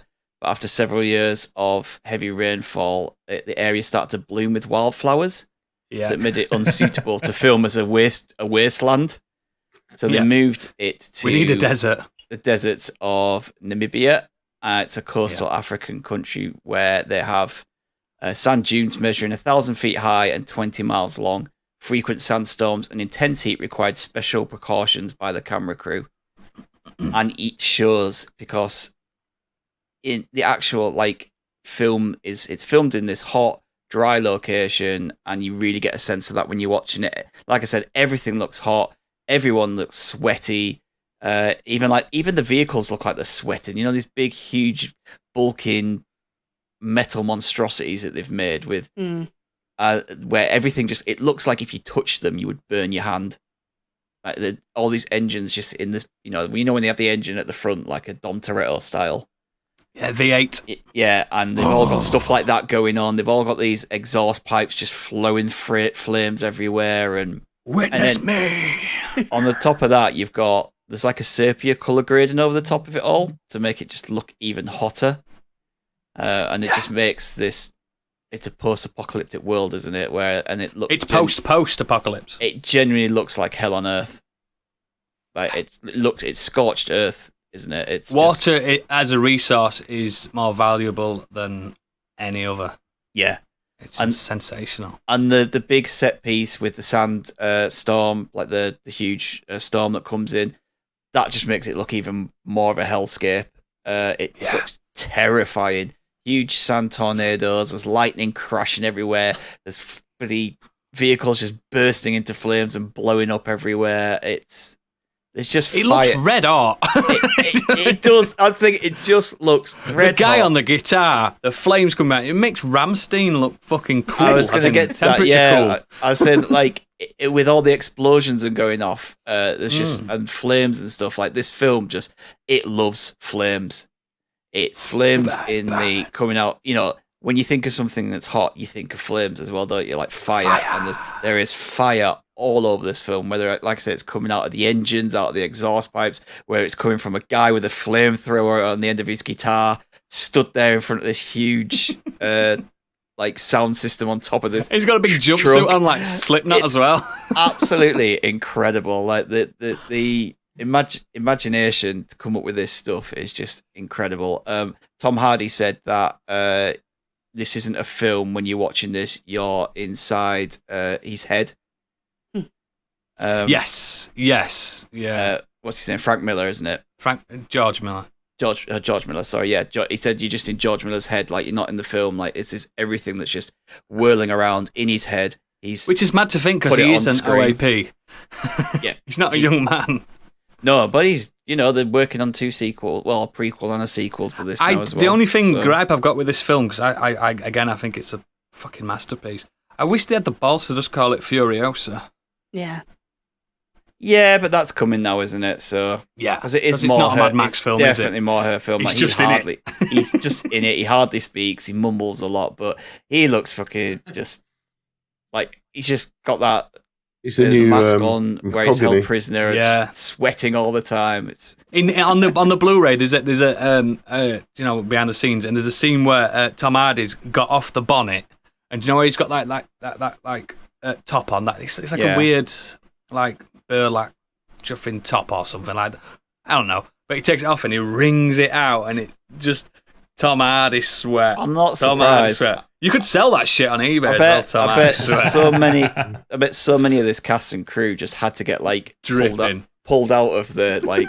Yeah, when I've been leather. to the gym and I've got my buddy body warmer thing stuck to me, I'm like, Kate, you're gonna have to peel this off me. Can you get my leotard off, please? Yeah. But yeah, it's like I said, everything in this film looks and feels intense. The landscapes, the huge trucks, vehicles, the flames, explosions, the sand.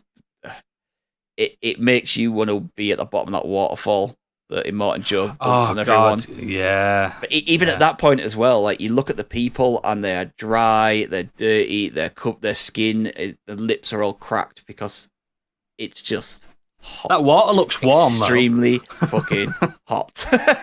Yeah. And yeah, I just couldn't think of like a film that was. I've got some good ones that I want to mention. I'll mention in the green room. But this film was just the heat is there from the beginning to the end. It isn't just There's lots of shots of just the sun as well. Just like yeah, it's incredible. just to hammer it home. There's a fucking sun up there. Have you seen a cloud? No. Yeah. Have you seen any shade? Because there's no fucking shade out in the desert. No. And you're I do all like the blowing juxtaposition up, with each other up. With the night time though. It is cooler, and people have got. You can see the goosebumps on their arms because deserts get cold and stuff. I do like that, and then it brings home the heat at the finale. It's ridiculous, aren't they? I need to rewatch that movie again. What a stupid fucking biome, a desert. What a stupid thing. Make your mind up. Yep, that's mad. Excellent. Biggie! So I went in a slightly different direction, but bear with me. I want to talk about J-Lo. So for me... Are you being serious? She's up. There is a reason. So for me... I'm worried. I developed a massive crush on J-Lo back in the day. And it made you hot, for two reasons. It was for two reasons, because she appeared in two back-to-back movies, 97 and 98. And the first movie that she appeared in that I kind of first was like, oh, who's she? Was U-Turn. And it was directed by the Oliver Stone. It was an unusual departure for him. I've never heard of this. And I love Oliver Stone. Well, you know what a lot of his movies are, these sort of political dramas and stuff that he's generally renowned for. But this is slightly different. So this starred, it was quite a massive cast actually. I'll run through a few of the big names. Sean Penn plays the main character, Bobby Cooper. What?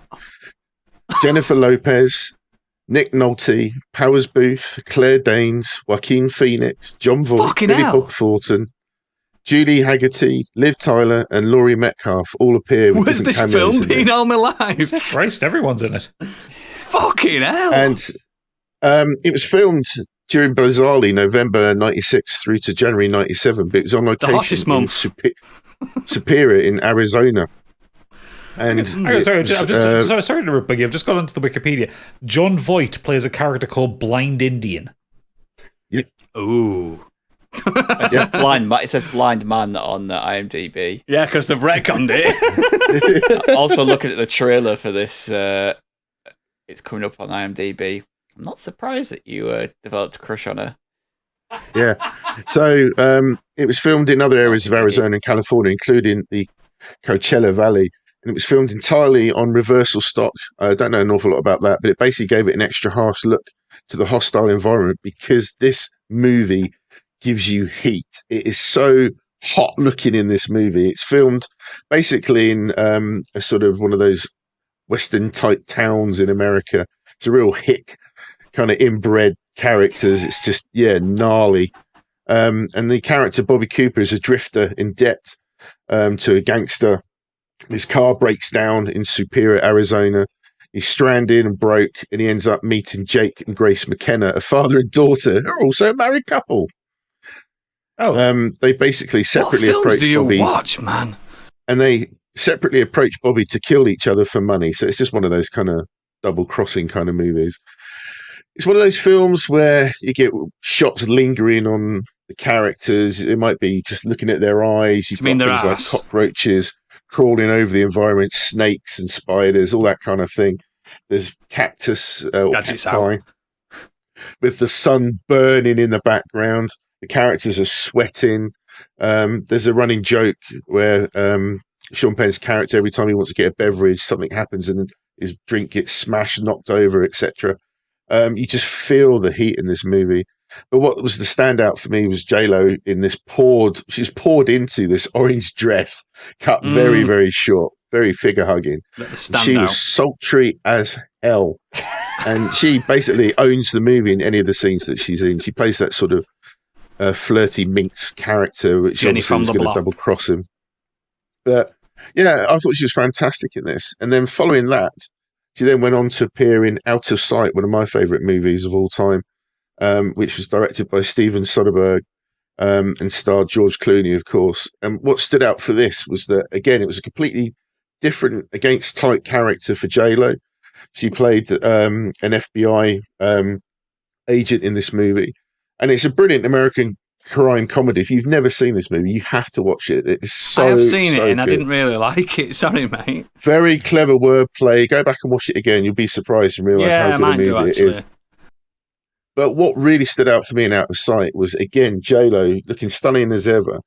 But the chemistry between her and George Clooney, when you get certain, characters on screen that are supposed to gel and have this connection, it is so there. The chemistry between them is so good. And there's a lot of unspoken moments, words, etc., where they look at each other, and the chemistry between them is so fucking hot. There's a particularly very sexy scene with them. They spend the first part of the movie in a boot, just chatting, because they chuck her into a boot when they escape. George Clooney is in prison, and he escapes with Ving Rhames. Ving Rhames drives the car. As they get out of where they're escaping, Karen Sisko, which is J-Lo's character, happens to be just as they come out the hole. They grab her, chuck her in the boot, and Clooney goes in the boot with her, and they have this really cool conversation in the boot. But the chemistry between them is really cool. For but our again, American listeners, it means a trunk. Not an actual trunk, shoe. whatever. But, no, you're right. I'm just again, saying. It was just, I thought the heat, the chemistry between them. So I took it on a different angle, but I just thought it was so good. The chemistry between them, and J-Lo was just so sultry. So for me, I just wanted to choose something a bit different and went with the heat from a character. That was it. Yeah, That's it. I mean, it's not really the remit, but The first movie was. Hey, when you're broken, Candy, she's pissing herself. Do you know what I thought you were going to go with the second film? You said, the first film was this. No, Anaconda. Anaconda. Warm, isn't it? No. Warm. Yeah, it's warm. I thought I was going to go The Cell and how she looked at it. Seriously recommend I'd have U-Turn. preferred Check Lethal it out. Weapon. Have you never seen Money Train? Go and check U-Turn. You'll understand what I mean from the heat in that movie as well. It looks like it one from of the trailer. hottest looking movies They all look sweaty I've ever seen. Very, very much. And it's a really weird, hick movie. It's not Oliver Stone's best, but it's very underrated. It's a very unusual movie for him. I tell you what, it's a bit like Natural Born Killers. It's got that kind of vibe to it. Really weird shots and cinematography, things like that. Yeah, it's filmed in that kind of style. But yeah, really hot. So yeah, J-Lo. J-Lo's hot. You heard it here first. Who knew? Absolutely. Who knew? Candy, follow that. Fuck it now. I can't. I'm just sorry. She's bringing Ben Affleck, the other side to J-Lo. Absolutely sent by your take on the subject this week. I thought it was something different. I'm the sexiest man on the planet. I love it. I mean, it was wrong, but we're allowing it. It's right. U-Turn is a hot movie. Talked about the films. Fucking hell, I'm hot now. Sweaty from laughing. Anyway, mine is not quite hot in the same sense, but I'm going with Rango. Rango was a industrial light and magic film, first full feature-length film. It won an Oscar for Best Animated Feature in 2012. Directed by Gore Verbinski, music by Hans Zimmer, stars Johnny Depp, Isla Fisher, Alfred Molina, Bill Nighy, Ray Winstone, among many others. What a cast. Ray Winstone. Oh, absolute banger. Ray Winstone. Rango, you can't. You slag. So Rango is a pet chameleon. He calls himself Rango, by the way. He finds himself alone after falling out of a car. After wandering the scorching Mojave Desert, he finds himself in the town of Dur, a town in the middle of a drought. And the water supply is just mysteriously disappearing. And To use the opening scene as an example to tie into this week's theme, to heat, when Rango is ejected from his car along with a goldfish, the water from the smashed goldfish bowl just immediately evaporates from the road. He also Rango. hits the car from Fear and Loathing in Las Vegas. And he's wearing Did the you know outfit that Hunter wearing S. the Thompson's outfit, wearing yeah. as well. Yeah, and it's Johnny it's a Depp very- who played him. Yeah, exactly, his best mate. So when Rango looks up at the sun beating down on him and all the moisture on his skin just like immediately turns to kind It's of his eyes. Yeah, It's his eyes go, just kind of I love freezes Rango. in place. And It's when he does finally sensational. break free, he finally gets a little drop of water onto his tongue and just immediately skulls him. But it's just a really nice tribute to old spaghetti westerns, and there's plenty of Easter eggs and nods to them. I think it's one of those underrated gems. It got pushed aside a bit in favour of some of the Pixar films, which it's a shame, really, because although it's a bit drier in tone, pun intended. Did you know it's actually a remake of one of the old Japanese samurai films, similar to like Yojimbo? I can't remember its name, where someone pretends to be a samurai and he has I to had save a absolutely town. no idea about that. Yeah, it's a remake of it, and it's sensationally done. Oh, They that's just changed cool. the scenery. Yeah, just changed it to a western. Yeah, But, it's brilliant. But yeah, I mean, the graphics themselves, they're sort of much darker, more textured, sort of realistic appearance than your standard 3D film, especially that was coming out around the time. And it's It scared my son. The film scared him. I can understand why, because it's The bird. It's realistic, isn't it? The Like snake and that. You got the snake. Oh, what's the snake called? He's got a cool name. But anyway, yeah, no, it's everything looks kind of dusty and beaten up, and all the characters, they've got like limbs missing and ears missing, and you just kind of want to know what's happened to them, and that you can tell that they live in a rough, harsh environment. But I like the subtle details where they're just on edge of a golf course. Yeah. Spoiler They're alert. tiny. The little Yeah. things. Well, there's little nods to them being like tiny as well, because Rango uses the loo. He's hiding in the loo from the bird, actually, and it's actually just a bottle. Yeah. Yeah. So good. It's so good. Well, all the characters just have so much. Well, they have so much character, basically. I do love Rango's design. He looks proper mental. Yeah, he's got like the crooked neck and the one eye bigger than the other, and everything's His eyes are never asymmetrical. facing the same way. Yeah. That's right, yeah. My daughter loves it. She thought it was brilliant. Oh, it scared my lad. My daughter's not seen it. She's not interested. Yeah, I'm surprised because it's not really. I wouldn't say it's a kid film, is it? Like No, it's a family film, like, but it's like an animated film for adults, really, especially with the references from all the westerns, samurai films, Yeah. Fear and Loathing in Las Vegas. Like, a kid's not going to go, it's Raoul Duke.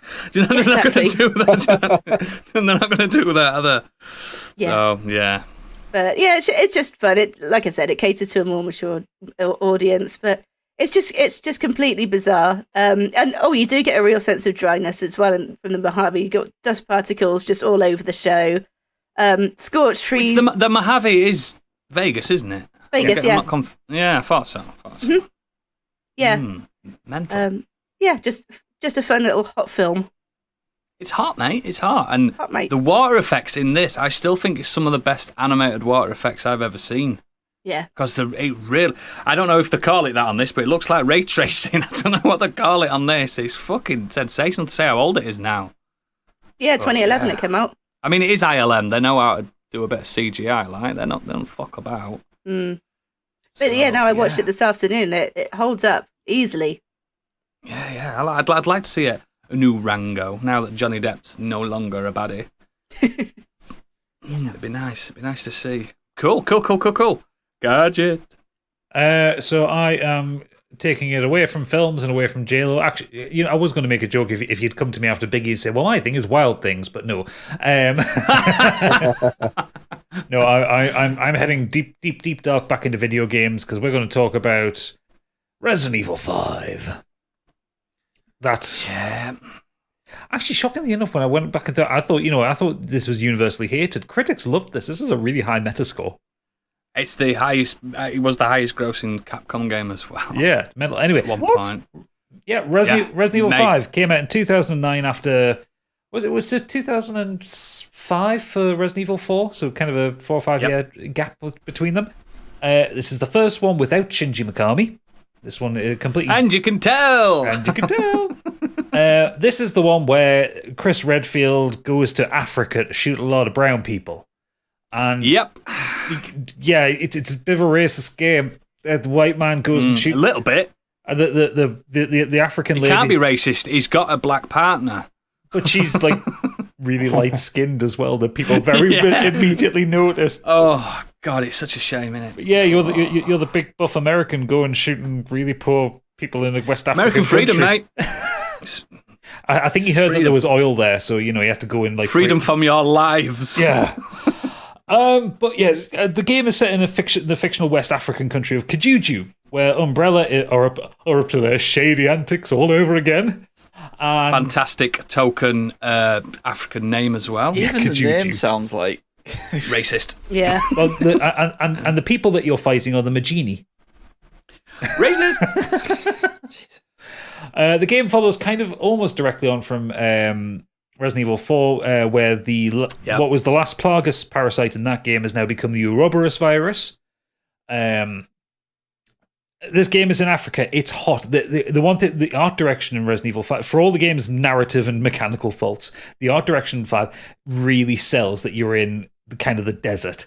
You're in kind of poor areas. It's wobbly. It's you can see the wobbly, light it's bouncing off hazy. the ground. It's got a kind of like washed out color palette, so everything feels kind of oppressively hot. Yeah.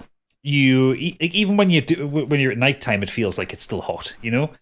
Yeah, it does. But of course, the big one and the thing that everyone remembers this game, this is the one that ends in a volcano because reasons. The hottest place on Earth. Where Chris Redfield gets to punch a boulder in half so he can save Sheva from Albert Wesker's mutated version. He punches it to use as a bridge, remember? Oh yeah, he does. Yeah, but it's fine, Gadget, because he wasn't very nice anyway. Oh, that's such a good reference. If you want to know what we're talking about there, listen to the green room. Be a patron. So I'm going to talk about that then. It's a very silly, very offensive game in so many different ways. Very offensive game. But I will say, it really does sell being in Africa. I think it plays well. Yeah, it plays well. Yeah, fun to play it. Not single player because as well as Sheva is terrible. Yeah, as well as kind of slightly whitewashing Sheva, so she doesn't really look like she's from Africa. She looks mixed race, doesn't she? She very much does look mixed race. They also gave her the AI of a doorstop because probably worse. Because if you give your AI partner. You have a limited inventory, so you'll find the big gun or something. So you'll give it to her. I don't want to use it. I don't want to waste the ammo. What does she do? Immediately empties all the ammo into the enemies. Yeah, you've got like 6 spaces each, haven't you? Yeah. Something like that. You offload your healing items first, so you've got more space for killing things. And what does she do? She uses them Every 5 seconds. She's healing you. Every time you lose 1 even HP. at full health. Even at full health, she uses them. If you play it in co-op, either online or kind of couch co-op, it's really fun experience.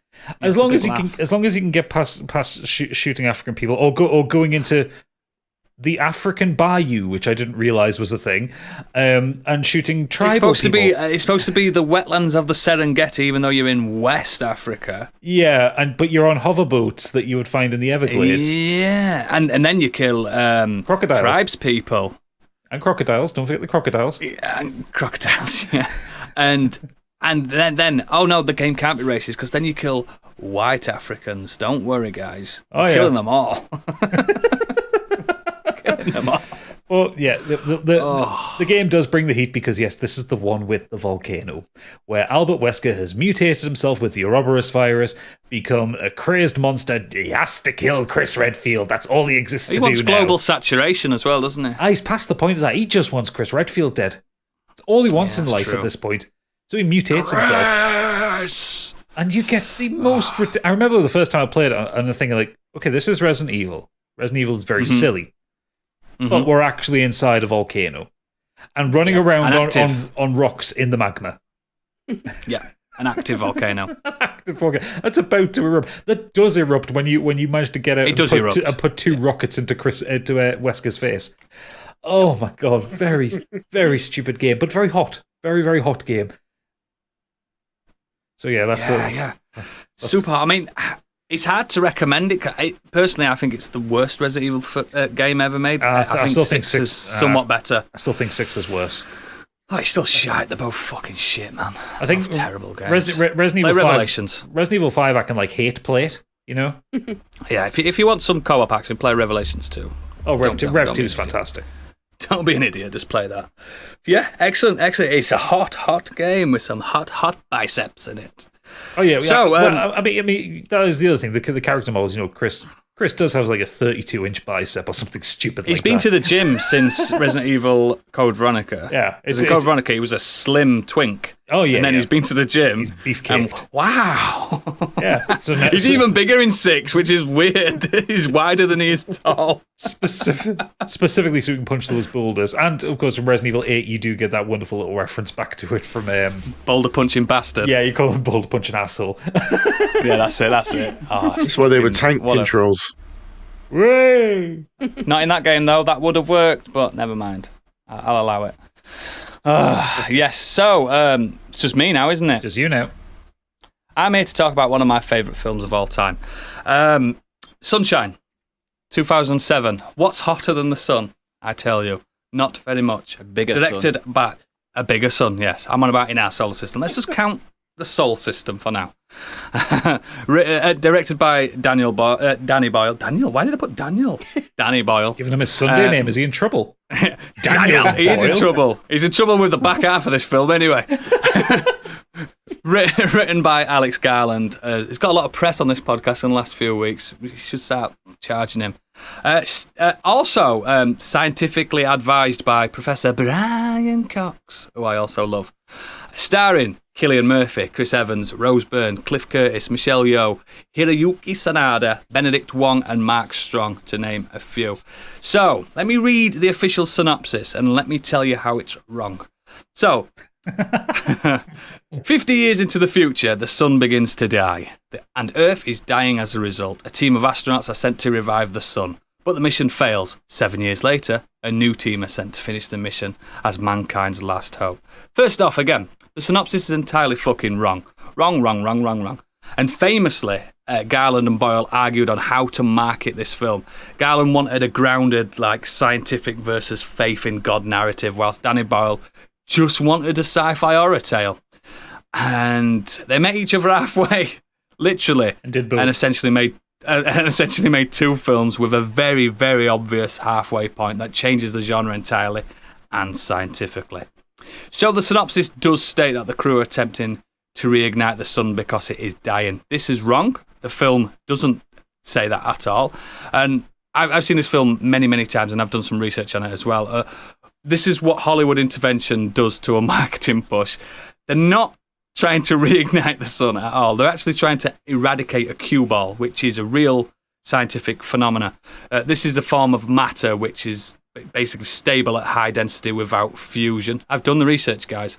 But also will not evaporate. So this causes problems with the sun, which is a self-regulating fusion reaction, as we all know. And it blocks direct light from our sun to Earth, forcing a new ice age quicker than it should have been.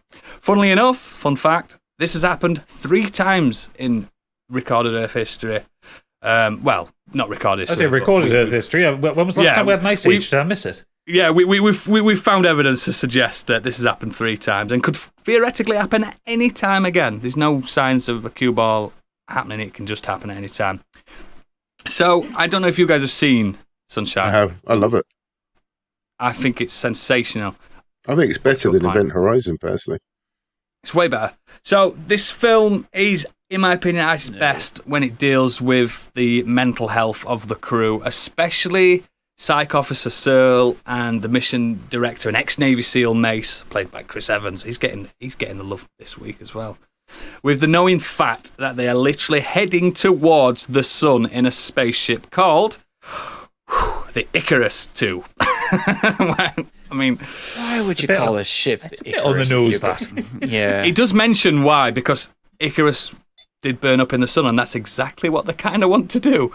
It's more than enough to fuck someone's mind up knowing that they're basically hurtling through space towards the greatest nuclear reaction known in our solar system. So yeah, you'd expect them to be a bit fucked up by that. Also, the film tackles the nature versus science hypothesis.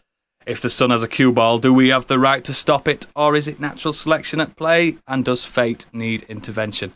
Who knows? Who knows? There's some good like moral quandaries in the film throughout, but my favourite aspect of the film is like humanity's evolutionary obsession with the sun.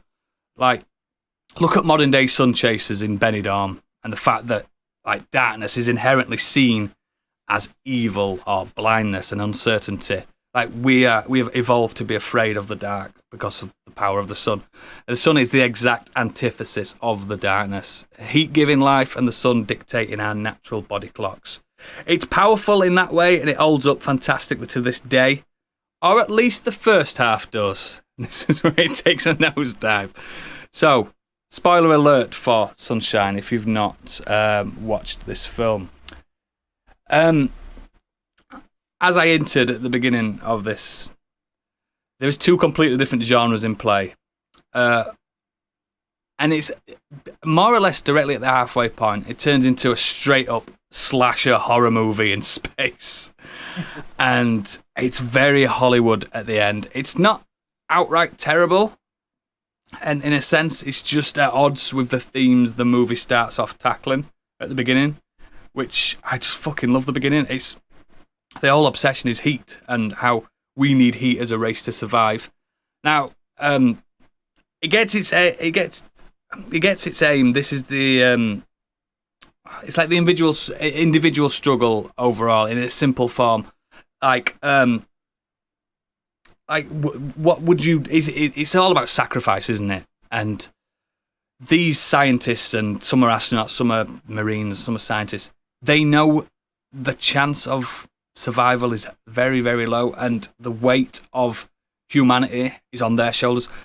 Like, it states at the beginning of the film that the Icarus 1, the first, it's got lost. They never got a response, so the mission failed. This is the last of humanity's resources to power this 1 mile long ship, which the ship, I think, is incredible looking. It's got this big, like dome in front of it so the ship doesn't burn behind it, and it's a delicate ecosystem as well, which is incredible as well. It's funny how the heat plays into it and the light plays into it, but on the ship it's very dark, isn't it? Mm-hmm. Even though the where it would be the brightest. Now, my two favourite scenes are when the crew, the first one is when the crew witness up close Mercury gliding effortlessly past the ship and backlit by the gargantuan sun, even though it's still millions of miles away. Can you remember that scene when they're just watching, and there is no dialogue in that scene at all? They're all just watching Mercury slowly go across what would be a horizon, but there's no horizon in space. I love that. I think it's such a touching moment. And my second favourite scene is Kaneda's death, in which the music ramps up and the sun is close to evaporating him completely because there's been some issues with the science, and one of the science officers forgot to put the shields, change the shield's trajectory and stuff. And the psych officer, Searle, which is one of my favourite characters, and this is not in it for very long, he's just on the comms screaming, "What do you see? What do you see?" Because he's become obsessed with the sun. And he's not concerned that he knows he's going to die. He's like, what? Because he's going to be the first human in existence to stare the sun in its face. Because every time we look at the sun, it's either through an atmosphere or through visors, but he's physically going to see the sun for the 5 seconds he's got left to live before he burns up. And the music, I'll get onto the music in a second. I've also got some science facts and did it check out. I've done the research as well on this. So a solar mirror based ship can in fact work and would get us to the outer corona of the sun quite easily, and every scientist and physicist has agreed that they've got the science absolutely bang on this. Why we'd want to do it is beyond me, because there's no reason to go anywhere near it. Another science thing, artificial gravity, I don't think that checks out, and no one agrees. It's still a bollocks simple thing to make a sci-fi film. It'd never be able to happen unless the ship was the size of a moon, due to like mass being the key. Doesn't it? Yeah, and again, that's been scientifically proven it wouldn't work. You need mass to create gravity, not velocity, which is wild, isn't it? Because, yeah, a centrifuge would be good, but you'd just be pinned to the wall. Yeah. that's all it'd be. It does it on a few films, that, doesn't it? Where the ship's spinning. Yeah, I what's think the so. famous- And that book as well by the guy that wrote The Martian, Andy Weir. Yeah. Andy Weir. Andy Weir, yeah. It's just Yeah. bollocks. Velocity doesn't create gravity, mass does. Also, destroying a cue ball with a nuke. I mean, yeah, it would work, but you wouldn't need a nuke to do it because a cue ball is a perfect balance of what it is. So even theoretically dropping a human hair onto a cue ball would disrupt it and it'd dissipate. You don't need to nuke it. You just need to unbalance it, which is, again, overkill. Let's send the nukes in. And reality and time distortion is a big key factor in this. That would happen. The closer you get to a giant mass, such as the sun, a minute could take and feel like a year, etc., due to general relativity and time being linked with gravity and mass, which, again, I think Interstellar got that quite right as well. And finally, all the Earth's nations working together to save the Earth. Nah, that's never going to happen. I don't believe in that. That's bollocks. But yeah, the heat is the prime component of this film. It is about the fucking sun and how Earth is ice. There is a beautiful bit at the end where, because it is an androgynous ending, you don't know if... Ambiguous ending, not androgynous, sorry. Ambiguous ending where you don't know if it's worked. She just... Kappa, the main character, Cillian Murphy's character's sister, looks up at the sun and it's particularly bright that morning. Has it worked, or is it just... Do you know what I mean? Cool, I do like that ending, but I don't think the film would be the film that it is without the soundtrack. Most of it by Underworld, but a particular track, Adagio in D minor by John Murphy, is still without doubt my favourite single track from any movie ever made. Now, you've heard this song, even if you've not watched the film. It is, on record, the most used track on a film that hasn't got its own score ready yet. Do you know when sometimes they release early trailers? Yeah. They use this track. It is sensational bit of music. It's beautiful. It's every time I hear it, it reminds me of like the wonder of man and science versus nature and stuff like that. I think it's fucking sensational. But again, my final thoughts on it. Ultimately, the film pretends to be hard sci-fi when in reality it's a spiritual film. When God is dying, the sun, God, is dying and devil has all control because there is a devil in this, or a devil analogy to it. Man's hubris. Who are we to fight extinction? Do we have the right to stop extinction? Can science defeat our gods and devils? And if we kill the devil himself, are we not in fact God? Which is a line said in the film.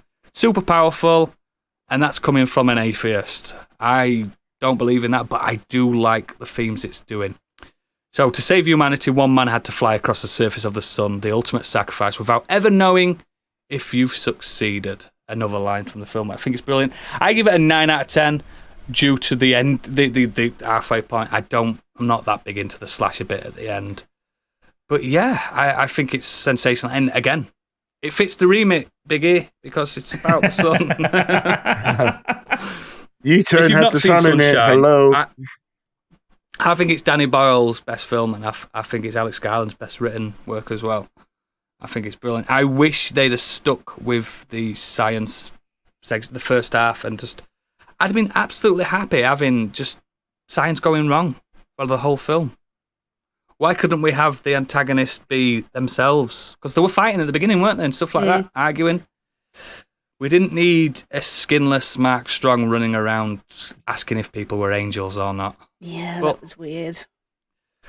I do like the effect of Mark Strong in this, how he's constantly blurred, because it's quite scary, but yeah, Really I think cool. it's sensational. It was just a weird Sensational combination, but it still worked. Yeah, it still works. Listen to that Adagio in D minor. Fuck me, that song. Wow. Whew. If you're brave enough, Gadget, you could play it at the end. It's fucking sensational. No. But yeah. I've already got my ending song picked out, and it ain't going to be serious. Yeah, because it is a very serious song. Listeners, listen to that tune and look up at the sun, but with glasses on, please. So yeah, what have our sun worshippers brought to the table there, Gadget? So, If any. We'll start off with that bloody yank himself at Sergeant Story. And he's just said backdraft. Yeah. Yeah. That's Pretty what hot I'll for that mention. That F King guy has said Sunshine, a nice, hard, hot sci-fi with a slasher twist.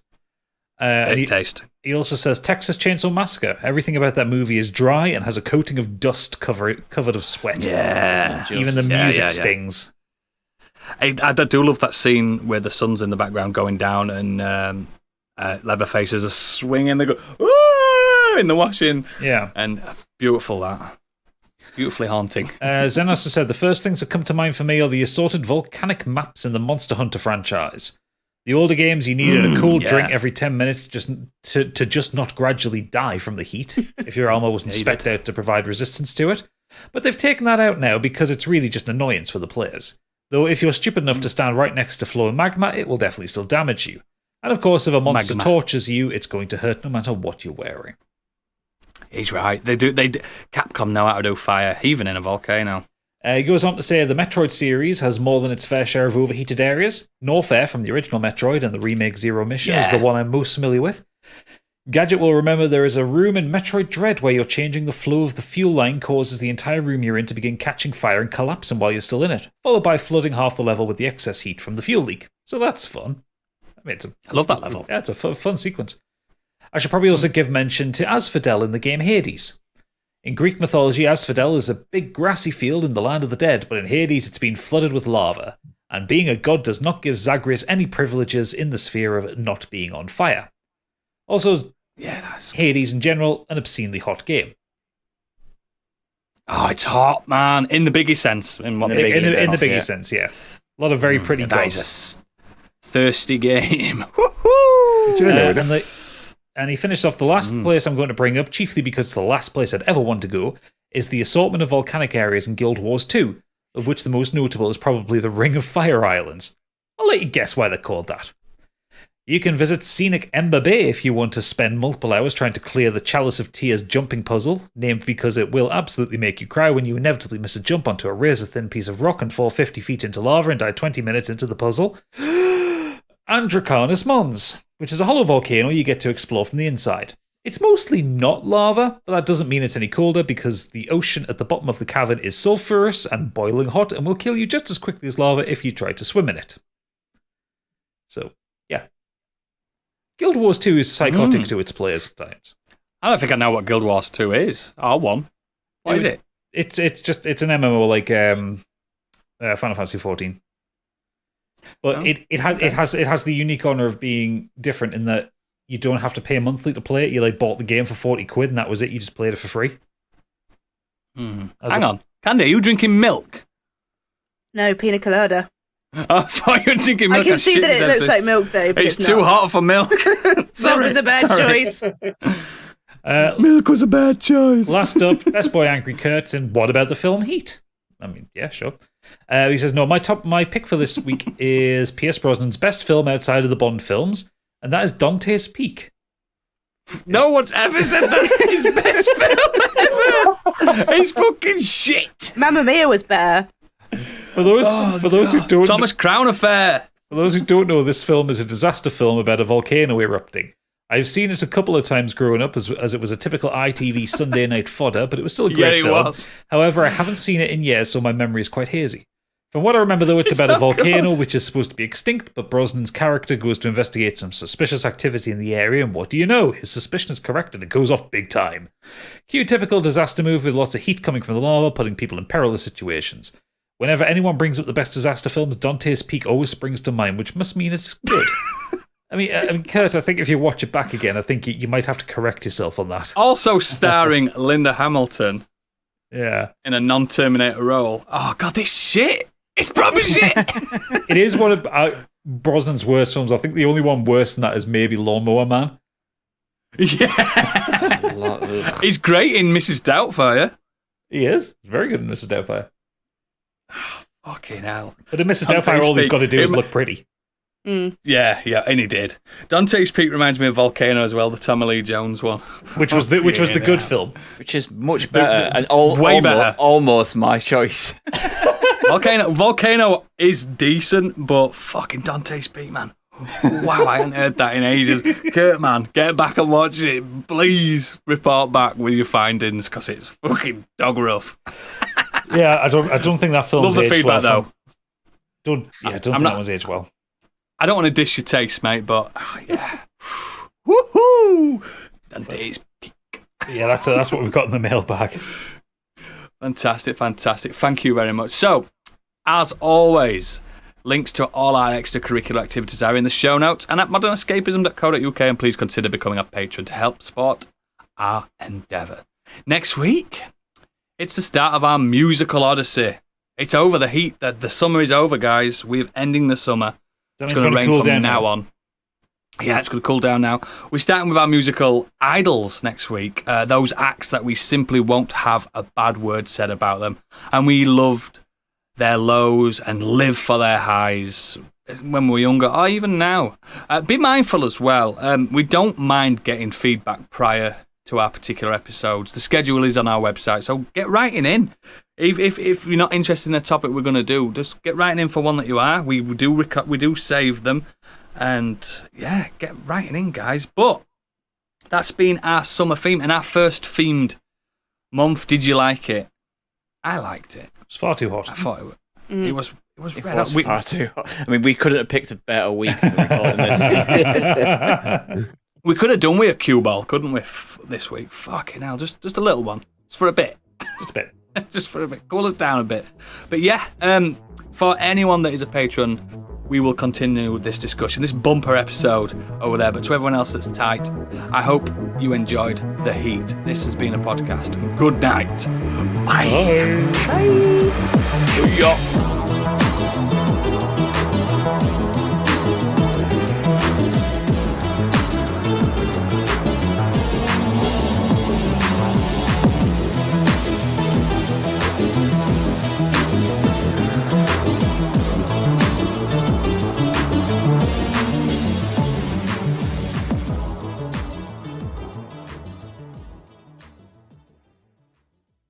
The waveforms or whatever, they are a bit small.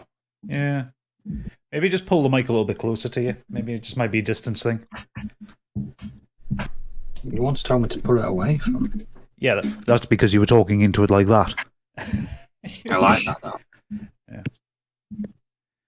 Right, okay. Oh, it's backwards. It's backwards. Oh, for fuck's sake.